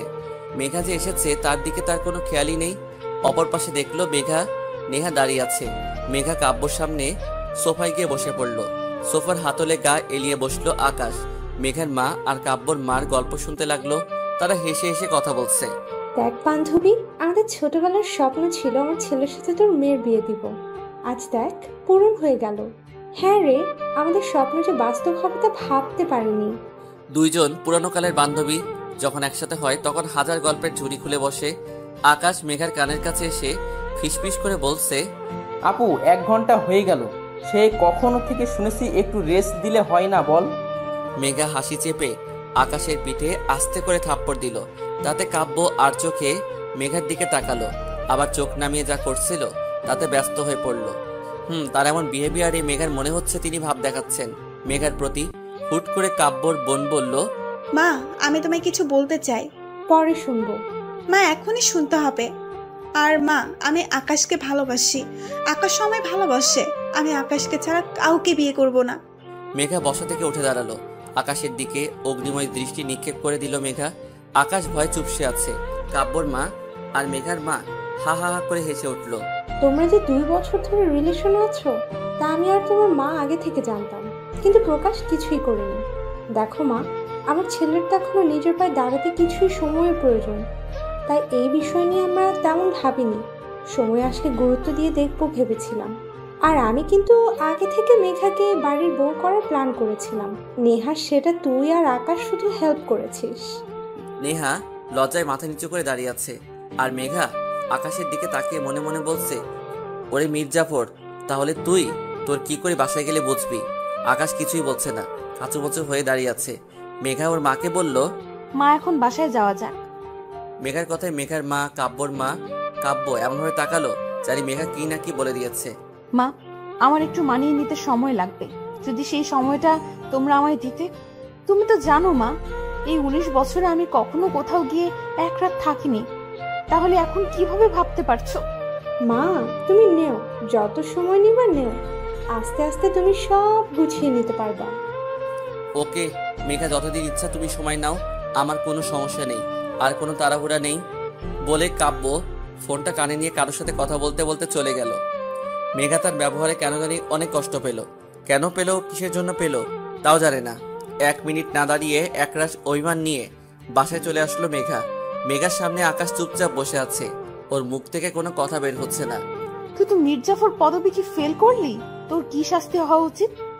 আপু, আমি তো প্রেম করেছি, চুরি তো করিনি বল। বাবা, কি আর শাহিরি! হ্যাঁ, বাচ্চা ছেলেকে এভাবে ভয় দেখাচ্ছিস কেন? ভাই তুই বাচ্চা। তো সব লোক রাজি তো কেয়া করেগা কাজী। এই আগে ফাইনাল পরীক্ষাটা দে, ফেল করলে বাসা থেকে বের করে দিবেই, সাথে নেহা। ফুর! ইস, আমি নেহার সাথে অনেক বাজে বিহেভ করছি, ওর কাছে সরি বলতে হবে। আকাশ ফোনটা হাতেই নিজের রুমে চলে গেল। নেহা ফোন ধরে বিরক্ত কণ্ঠে বলল, কি হয়েছে বলো? নেহা, আমায় ক্ষমা করে দাও প্লিজ। নেহা প্লিজ। না, আমি তোমায় ক্ষমা করে দেব না। কিসের জন্য দেব? তুমি তো আমায় ভালোবাসো না। আমি তোমায় ভালোবাসি তো। না, বাসো না, তাই আমাদের মাঝে আর কিছুই হবে না। আচ্ছা, আমায় বর্ষা তোমার ডিপার্টমেন্টের মেয়েটাকে ফ্রেন্ড রিকোয়েস্ট দিয়েছে ভাবছি। এই সোজা ব্লক করব। তুই শুধু অন্য মেয়ের দিকে তাকালে না, তোর অবস্থা আমি খারাপ করে দিব। আমি তোমাকে অনেক ভালোবাসি নেহা। আমিও। রাতের খাবার খেয়ে যে যার রুমে চলে গেছে। মেঘাও নিজের রুমে শুয়ে আছে, কিন্তু একটু শান্তি পাচ্ছে না। মনে হচ্ছে অন্য কোথাও গিয়ে ঘুমাতে, কিন্তু কোথায়? ফোনটা হাতে নিয়ে চেক করলো, নো মেসেজ, নো কল। মনটা দ্বিগুণ খারাপ হয়ে গেল মেঘার। মেঘা ফোনটা হাতে নিয়ে কাব্যর মেসেজ কলের জন্য অপেক্ষা করছে। রাত 11:30, তবু কাব্যর ফোন বা মেসেজ কিছুই পেল না। এখন মেঘার প্লে লিস্টে স্যাড গানটা দিয়ে কান্না করতে ইচ্ছে হচ্ছে। ফোনটা রেখে আস্তে আস্তে ঘুমানোর দিকে মনোযোগ দিল মেঘা। আস্তে আস্তে ঘুমিয়ে পড়লো। মেঘা ঘুমের মধ্যে অনুভব করলো কেউ ওকে তার বুকের মধ্যে খুব শক্ত করে জড়িয়ে ধরে আছে। তার ছোঁয়া মেঘার অনেক পুরনো। তার বুকের মধ্যে মুখ গুজে অভিমানী সুর নিয়ে বলল, আপনি এখানে? আমার বউটার ঘুম ভেঙেছে তাহলে? আপনি এখানে কি করছেন? বউ যদি বাপের বাড়ি থাকে, আমি আর কিভাবে অন্য কোথায় থাকতে পারি? হয়েছে হয়েছে, এত ভালোবাসা নামায় তো আসতে দিলেন কেন? বোঝার জন্য। কি বোঝার জন্য? তুমি আমায় ভালোবাসো কিনা। কি বুঝলেন? অনেক ভালোবাসো তুমি আমায়। ছাইবাসি। সত্যি? আচ্ছা, আমি এখনই চলে যাচ্ছি। কোথায় যাবেন? বাসায়। তুমি তো আমায় ভালোবাসো না। মেঘা কাব্যকে আরো শক্ত করে জড়িয়ে ধরলো। না, আপনি কোথাও যাবেন না। কেন? আমার সাথে থাকবেন তাই। কাব্য মেঘাকে আরো শক্ত করে নিজের সাথে মিশিয়ে নিল। হুট করে মেঘা কাব্যর বুক থেকে উঠে বলল, এখন আপনি আমার 20 টাকাটা দিয়ে দিবেন? না, দিব না। কেন? এই 20 টাকার জন্য তুমি আমার বউ হতে এত লেট করলা, আর এর মাঝে ওই হাড়ের ডক্টর ঢুকে যাচ্ছিল। আহাত অনেক কিউট কিন্তু। এত কিউট তার কাছে যাও। মেঘা পিছন থেকে জড়িয়ে ধরে কাব্যকে। আমার বর অনেক বেশি কিউট। হইছে, আর বলতে হবে না। কাব্য মেঘার দিকে ঘুরে মেঘার কপালে নিজের ঠোঁট ছোঁয়ালো আর শক্ত করে মেঘাকে জড়িয়ে ধরলো। এক ভালোবাসার গল্প শুরু করতে চায় তারা, যেখানে তারা দুইজন শুধু দুজনের হবে আর শেষ নিঃশ্বাস পর্যন্ত ভালোবেসে যাবে।